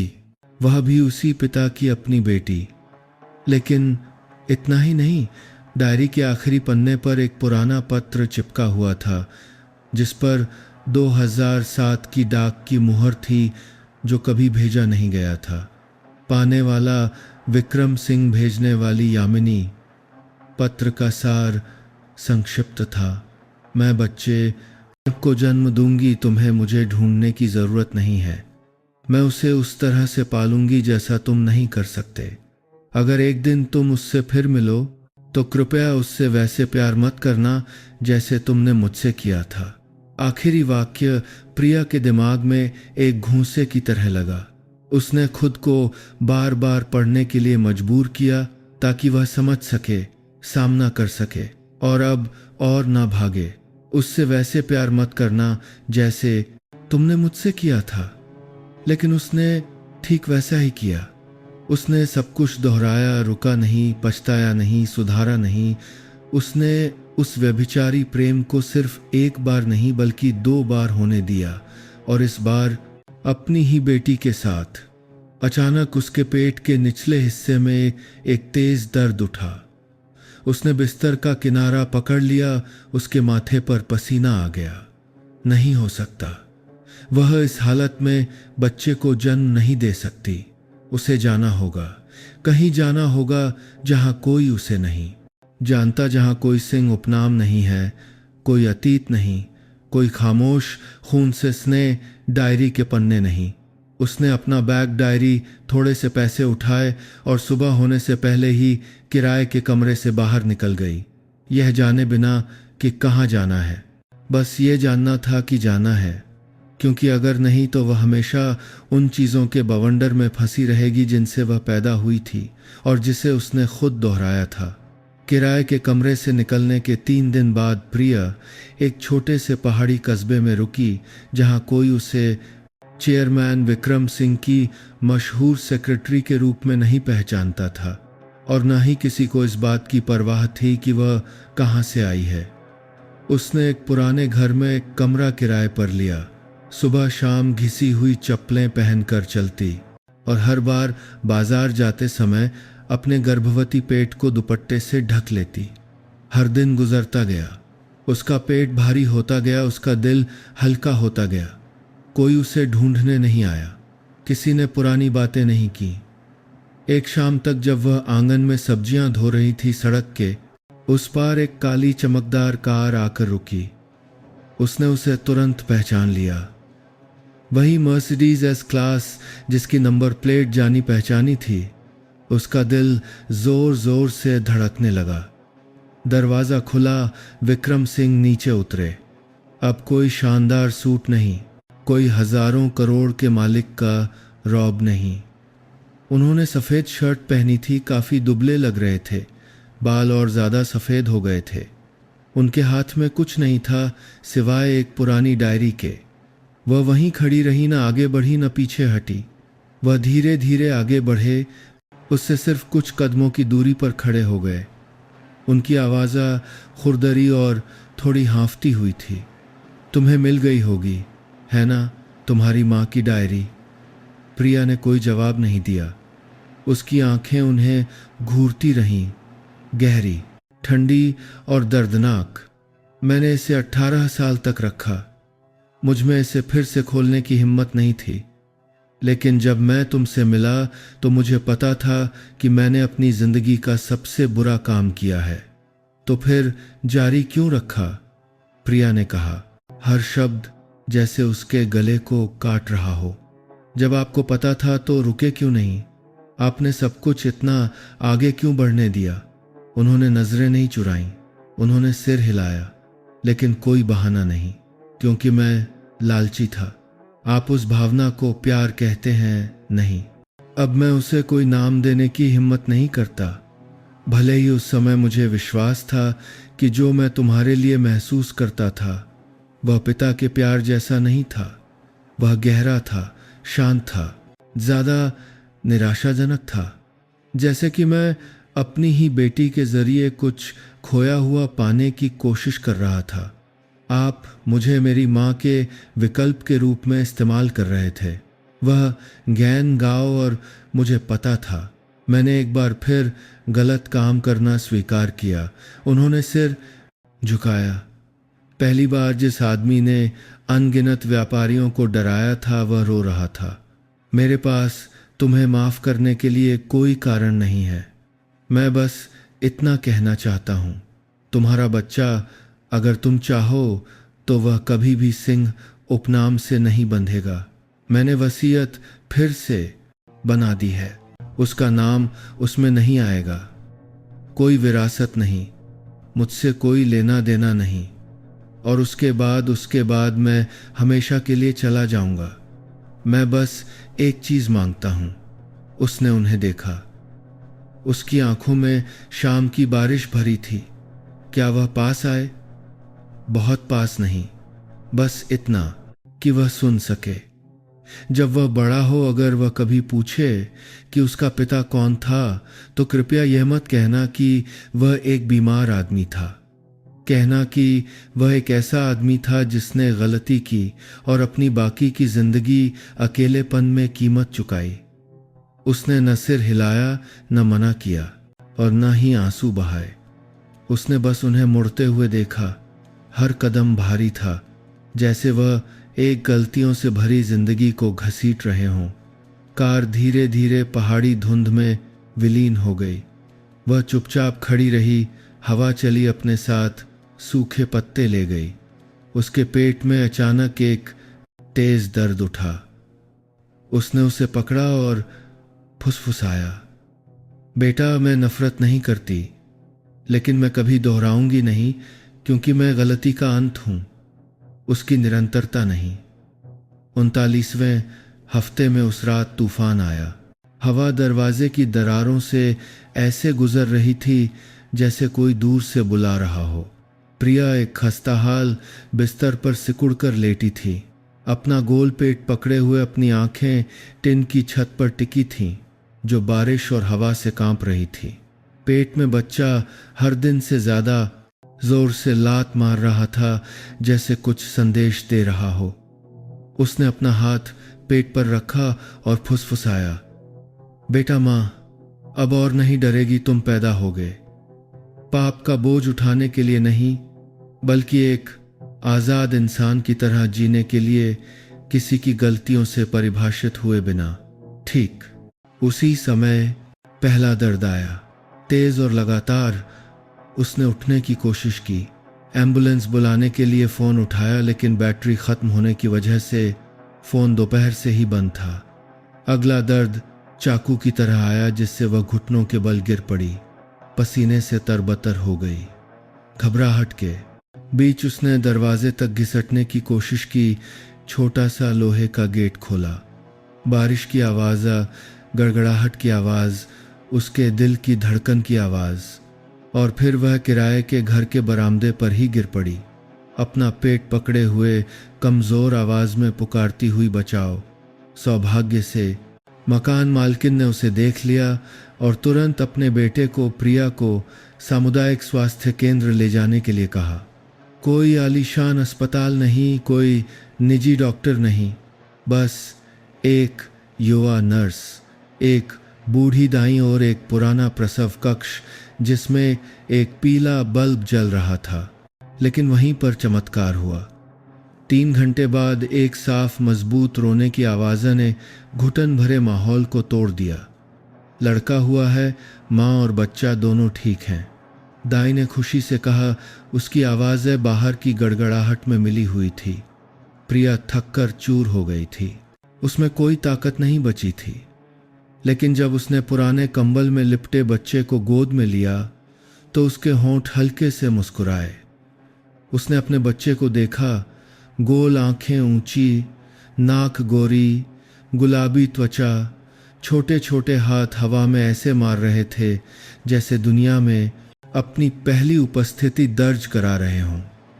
और उसने फुसफुसाया, तुम पापी नहीं हो, तुम्हें कुछ भी ढोना नहीं है, तुम एक नई शुरुआत हो। अगली सुबह आसमान साफ था। सूरज की रोशनी छोटी सी खिड़की से अंदर आकर माँ और बेटे के चेहरे पर पड़ रही थी। प्रिया ने बच्चे का नाम सूरज रखा। दिन की पहली रोशनी, वह रोशनी जो उसे अपनी जिंदगी में कभी नहीं मिली। लेकिन अब वह चाहती थी कि उसका बेटा उसके नीचे जिए, बिना सिंह उपनाम के, बिना पिता के, बिना खून की यादों के। बस वह और उसका बेटा, और आगे का रास्ता चाहे कितना भी उबड़ खाबड़ क्यों न हो, लेकिन वह उनका अपना था। 1 हफ्ते बाद जब वह किराए के घर लौटी तो मकान मालकिन ने उसे एक लिफाफा दिया। अंदर पूरे किए हुए कागजात थे, माँ के उपनाम वाला जन्म प्रमाण पत्र, उसके नाम पर एक बचत खाता जिसमें सिंह कॉरपोरेशन के बंगले के पास की एक बैंक शाखा से एक अज्ञात राशि जमा की गई थी, और एक छोटा सा हाथ से लिखा नोट, उसे मेरे बिना बड़ा होने दो, लेकिन कृपया मुझे यह जानने दो कि वह अभी भी जीवित है और मुस्कुराता है। प्रिया रोई नहीं, उसने बस कागज को मोड़ा, उसे एक छोटे से लकड़ी के बक्से में अपनी माँ की डायरी के साथ रख दिया, जैसे अतीत का एक अवशेष जिसे सहेज कर रखना है लेकिन कभी फिर से नहीं खोलना है। जन्म के 10 दिन बाद प्रिया के टांके हर बार उठने पर अभी भी दर्द करते थे, लेकिन उसने कोई शिकायत नहीं की। उसने एक हाथ से बच्चे को पकड़ना, एक हाथ से दूध बनाना सीखा, रात में बच्चे को सुलाते हुए जम्हाई लेती। सूरज की हर एक रोने की आवाज़ उसे थकान से जगाने वाली एक घंटी थी। हर बार जब वह नींद में खिलखिलाकर हंसता तो यह एक ऐसी दवा होती जिसकी तुलना कोई भी मनोवैज्ञानिक क्लिनिक नहीं कर सकता था। धीरे धीरे उसे एहसास हुआ कि खुद के अलावा कोई उसे नहीं बचा सकता। कुछ हफ्तों बाद उसे एक निजी प्री स्कूल में पार्ट टाइम आया का काम मिल गया। वेतन इतना था कि हर भोजन, हर दूध का डिब्बा, हर डायपर का पैकेट खरीदा जा सके। सुबह वह सूरज को गोद में लेकर बस स्टॉप पर जाती। बच्चा माँ की बाहों में शांति से सोता, कभी कभी आंखें खोलता, होंठ चूसता और फिर सो जाता। प्रिया ने फिर से हंसना, दूसरे बच्चों से बात करना, अपने ही दिल में कोमल आग जलाना सीखा। अब कोई ऑफिस की ड्रेस नहीं, कोई ऊंची एड़ी के जूते नहीं, बस सूती कपड़े, प्लास्टिक की चप्पलें और एक डायपर बैग जिसमें हमेशा एक गर्म दूध की बोतल रहती थी। लेकिन जिंदगी में पहली बार प्रिया को यह महसूस नहीं हुआ कि वह किसी और की पहचान पर उधार जी रही है। वह सच में जी रही थी। एक शाम जब वह किराए के घर की किताबों की अलमारी साफ कर रही थी तो उसे एक पुरानी भूली हुई नोटबुक मिली। खाली, एक भी शब्द नहीं। वह बैठ गई, पहला पन्ना खोला, कलम उठाई और लिखा। सूरज माँ कभी बहुत कमज़ोर इंसान थी। माँ एक ऐसी कहानी में घसीटी गई थी जिसकी शुरुआत कहाँ से हुई ये उसे नहीं पता था। लेकिन तुम्हारी वजह से माँ ने बाहर निकलना सीख लिया है। अब और नहीं छिपना, अब और नहीं दोहराना। माँ अब किसी को भी अपनी ज़िंदगी का फैसला नहीं करने देगी, यहाँ तक कि उस व्यक्ति को भी नहीं जिसने माँ को जन्म दिया। माँ दूसरों के पापों का प्रायश्चित करने के लिए नहीं जी रही है। माँ जी रही है ताकि तुम्हारा एक सच्चा भविष्य हो। अगले दिन उसने एक दूरस्थ शिक्षा केंद्र में प्री स्कूल शिक्षक प्रशिक्षण पाठ्यक्रम के लिए आवेदन भेजा। वह जानती थी कि मंच पर खड़े होने के लिए अभी भी कई मुश्किलें होंगी, लेकिन वह बच्चों को पढ़ाना चाहती थी। वह एक ऐसी दुनिया बनाना चाहती थी जहां बच्चों सबको बड़ों के झूठ और पापों के बीच बड़ा नहीं होना पड़ेगा।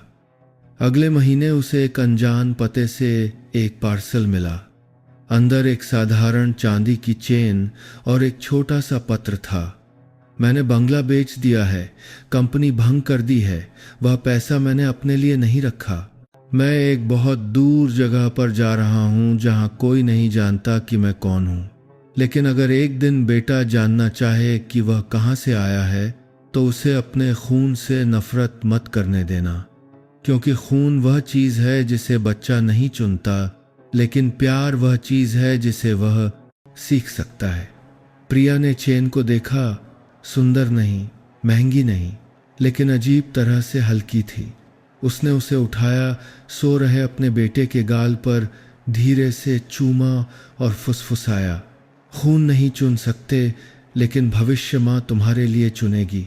अक्टूबर की पहली सुबह जब प्रिया सूरज को टीका लगवाने के लिए स्वास्थ्य केंद्र ले जा रही थी तो अचानक बारिश होने लगी। पहाड़ी इलाकों में बारिश अक्सर अचानक और मूसलाधार होती है। उसने जल्दी से बच्चे को ढका, उसे गोद में लिए हुए सड़क के किनारे एक छोटी सी दवा की दुकान के छज्जे के नीचे भागी। दुकान का दरवाज़ा खुला, एक आदमी छाता लेकर बाहर निकला। क्या आप अंदर आना चाहेंगी? इस तरह भीगने से सर्दी लग सकती है। उसकी आवाज़ गहरी और विनम्र थी।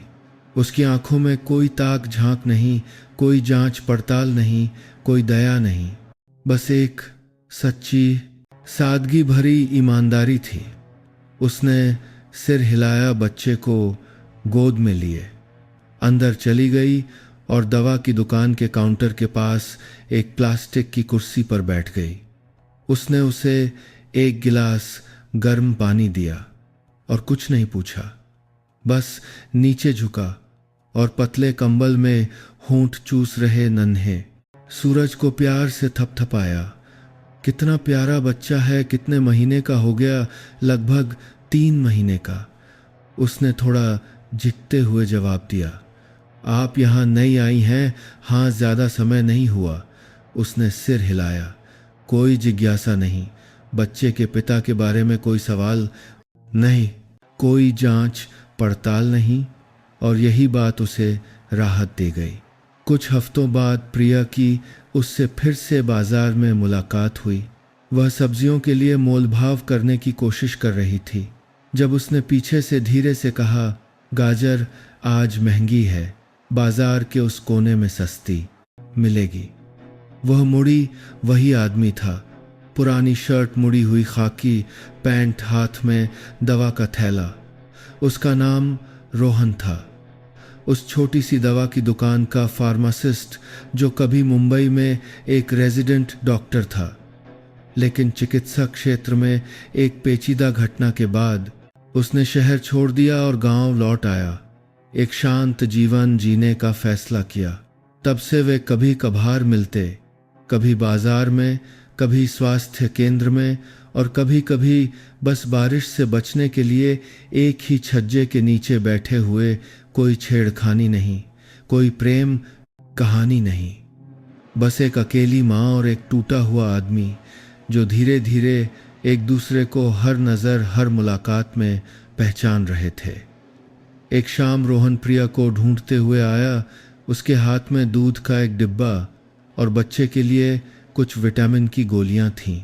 ये तुम्हारे और बेटे के लिए है, कोई बड़ी बात नहीं है, संकोच मत करना। प्रिया ने उसे लिया।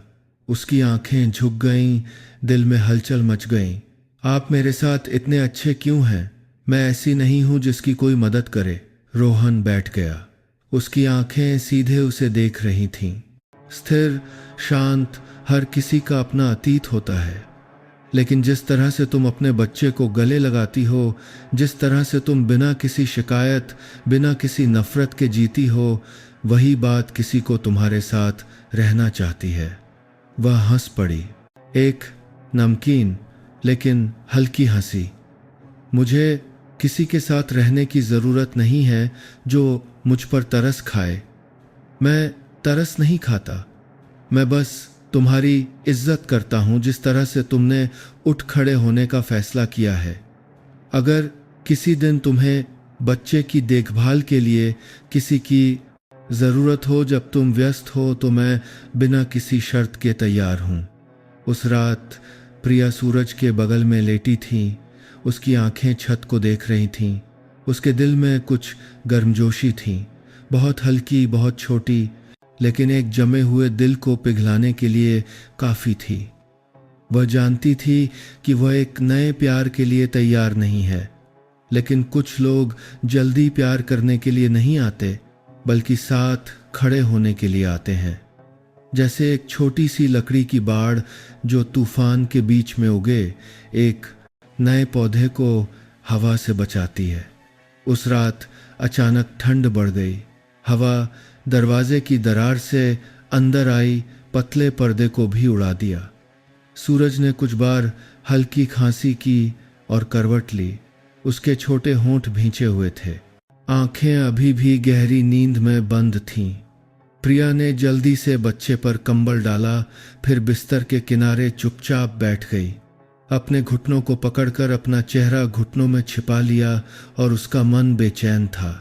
एक तरफ उसे डर था कि अतीत फिर से उसका पीछा करेगा। डर था कि एक दिन वह सच जिसे उसने दफना दिया था बाहर आ जाएगा और वह सब कुछ खरोंच देगा जो वह अपने बेटे के लिए बनाने की कोशिश कर रही थी। लेकिन दूसरी तरफ एक विश्वास था जो दिन ब दिन बढ़ रहा था। यह विश्वास कि जो रोशनी वह आगे देख रही थी वह कोई भ्रम नहीं थी। रोहन के आने के बाद से सब कुछ धीरे धीरे बदलता हुआ लग रहा था।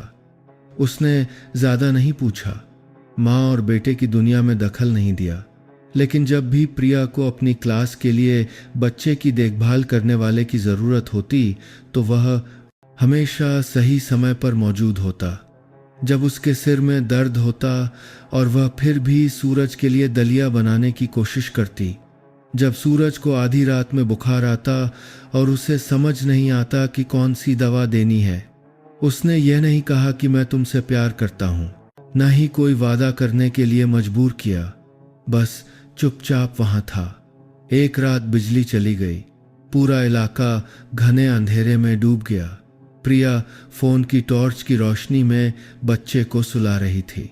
सूरज गर्मी के कारण लगातार रो रहा था। वह पसीने से तरबतर थी। एक हाथ में बच्चा दूसरे हाथ से पंखा करते करते थक गई थी। ठीक उसी समय दरवाजे पर एक हल्की सी दस्तक हुई। मैं हूं रोहन।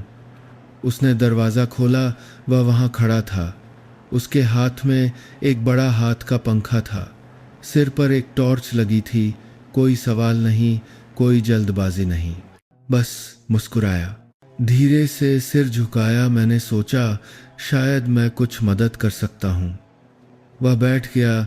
धीरे धीरे बच्चे को पंखा करने लगा। रोशनी बस इतनी थी कि दिखाई दे। सूरज धीरे धीरे शांत हो गया।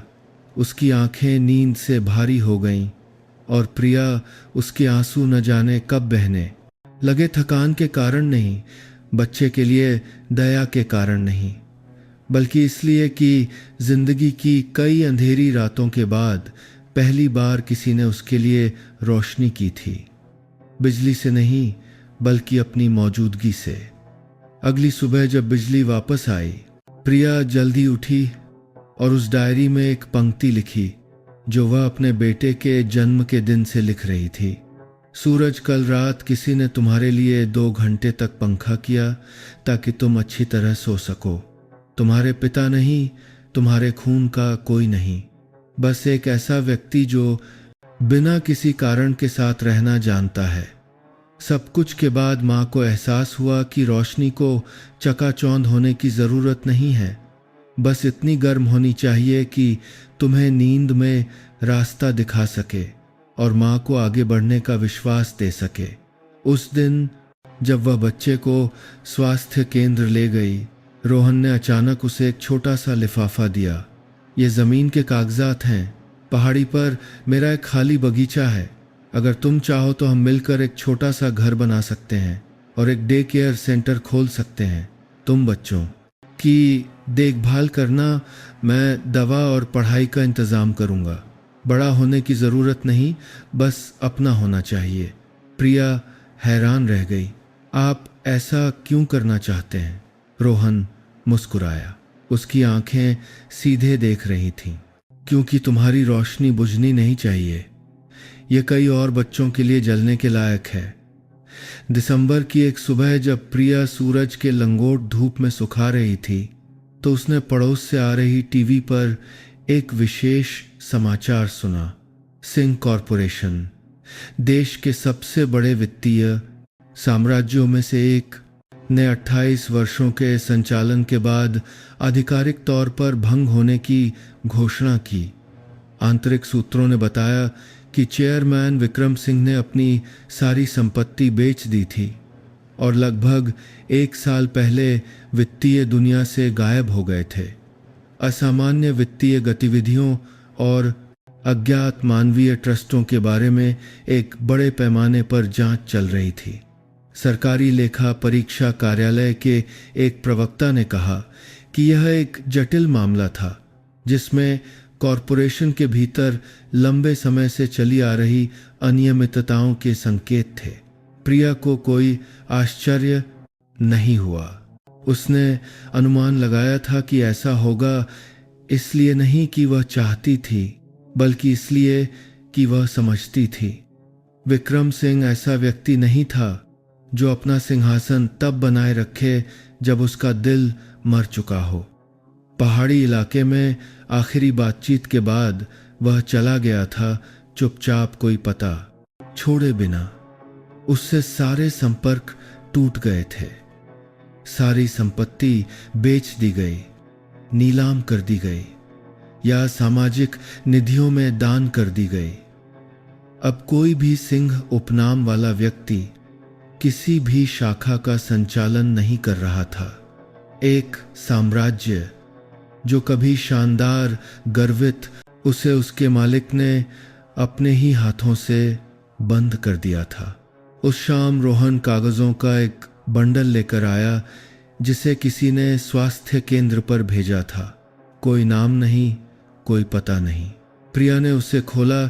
यह विक्रम सिंह की नवीनतम वसीयत की एक प्रति थी। इसमें हर पंक्ति स्पष्ट थी। सभी अचल संपत्ति बेच दी गई थी। शेष राशि को 3 भागों में बांटा गया था। एक हिस्सा यामिनी के नाम पर बने चैरिटी फंड के लिए, वह महिला जिसके वे जीवन भर अड़ी रहे। एक हिस्सा अकेली माताओं द्वारा पाले जा रहे बच्चों के लिए सामुदायिक प्री स्कूलों की एक प्रणाली को दिया गया, और आखिरी हिस्सा सूरज के नाम पर एक छात्रवृत्ति में बदल दिया गया, जिसमें कोई उपनाम नहीं, कोई खून का रिश्ता नहीं बताया गया था। सबसे नीचे हाथ से लिखी एक पंक्ति थी, एक साम्राज्य वित्तीय कारणों से नहीं बल्कि लोगों के दिलों के कारण ढहता है। मैंने यामिनी को खो दिया, मैंने तुम्हें खो दिया, और लगभग उस बच्चे को भी खो दिया था जो दिन की पहली रोशनी लेकर आया था। उसे एक ऐसी जिंदगी दो जिसमें उसे किसी का कर्ज न चुकाना पड़े। हस्ताक्षर वह व्यक्ति जो कभी पिता था।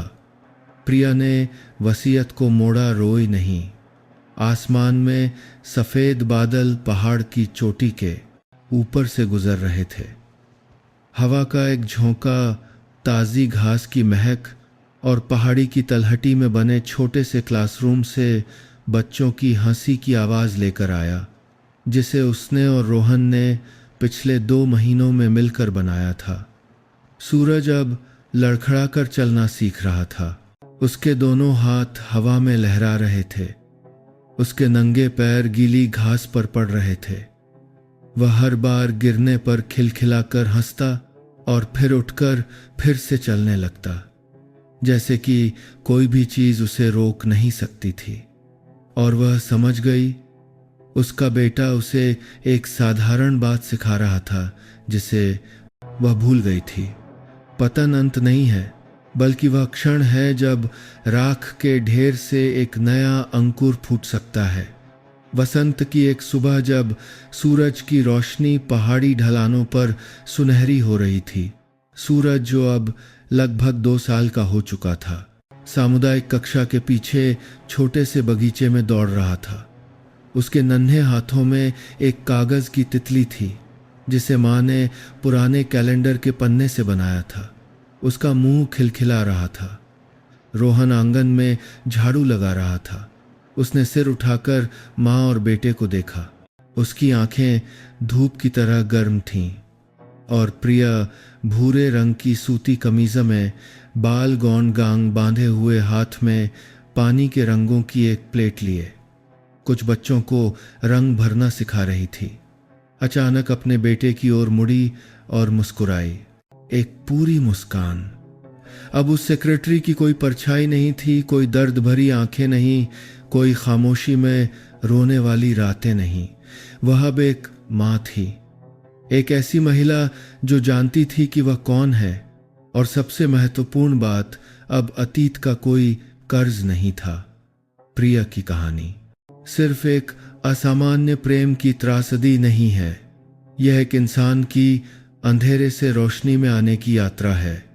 एक लड़की जो अनजाने में खून के रिश्ते से बंधे एक रिश्ते में पड़ गई थी, ने हार नहीं मानी, नफरत को खुद पर हावी नहीं होने दिया, बल्कि अपने बच्चे और खुद के लिए सही प्यार के साथ उस जहर को काटने का फैसला किया। इस कहानी से सबसे बड़ी सीख किसी गलत पिता की निंदा करना या एक निर्दोष बच्चे के लिए सहानुभूति रखना नहीं है जो गलत खून लेकर पैदा हुआ है, बल्कि यह है कि अतीत हमें चोट पहुंचा सकता है, लेकिन आज के हमारे चुनाव ही यह तय करते हैं कि हम कौन हैं। प्रिया ये नहीं चुन सकती थी कि उसे किसने जन्म दिया।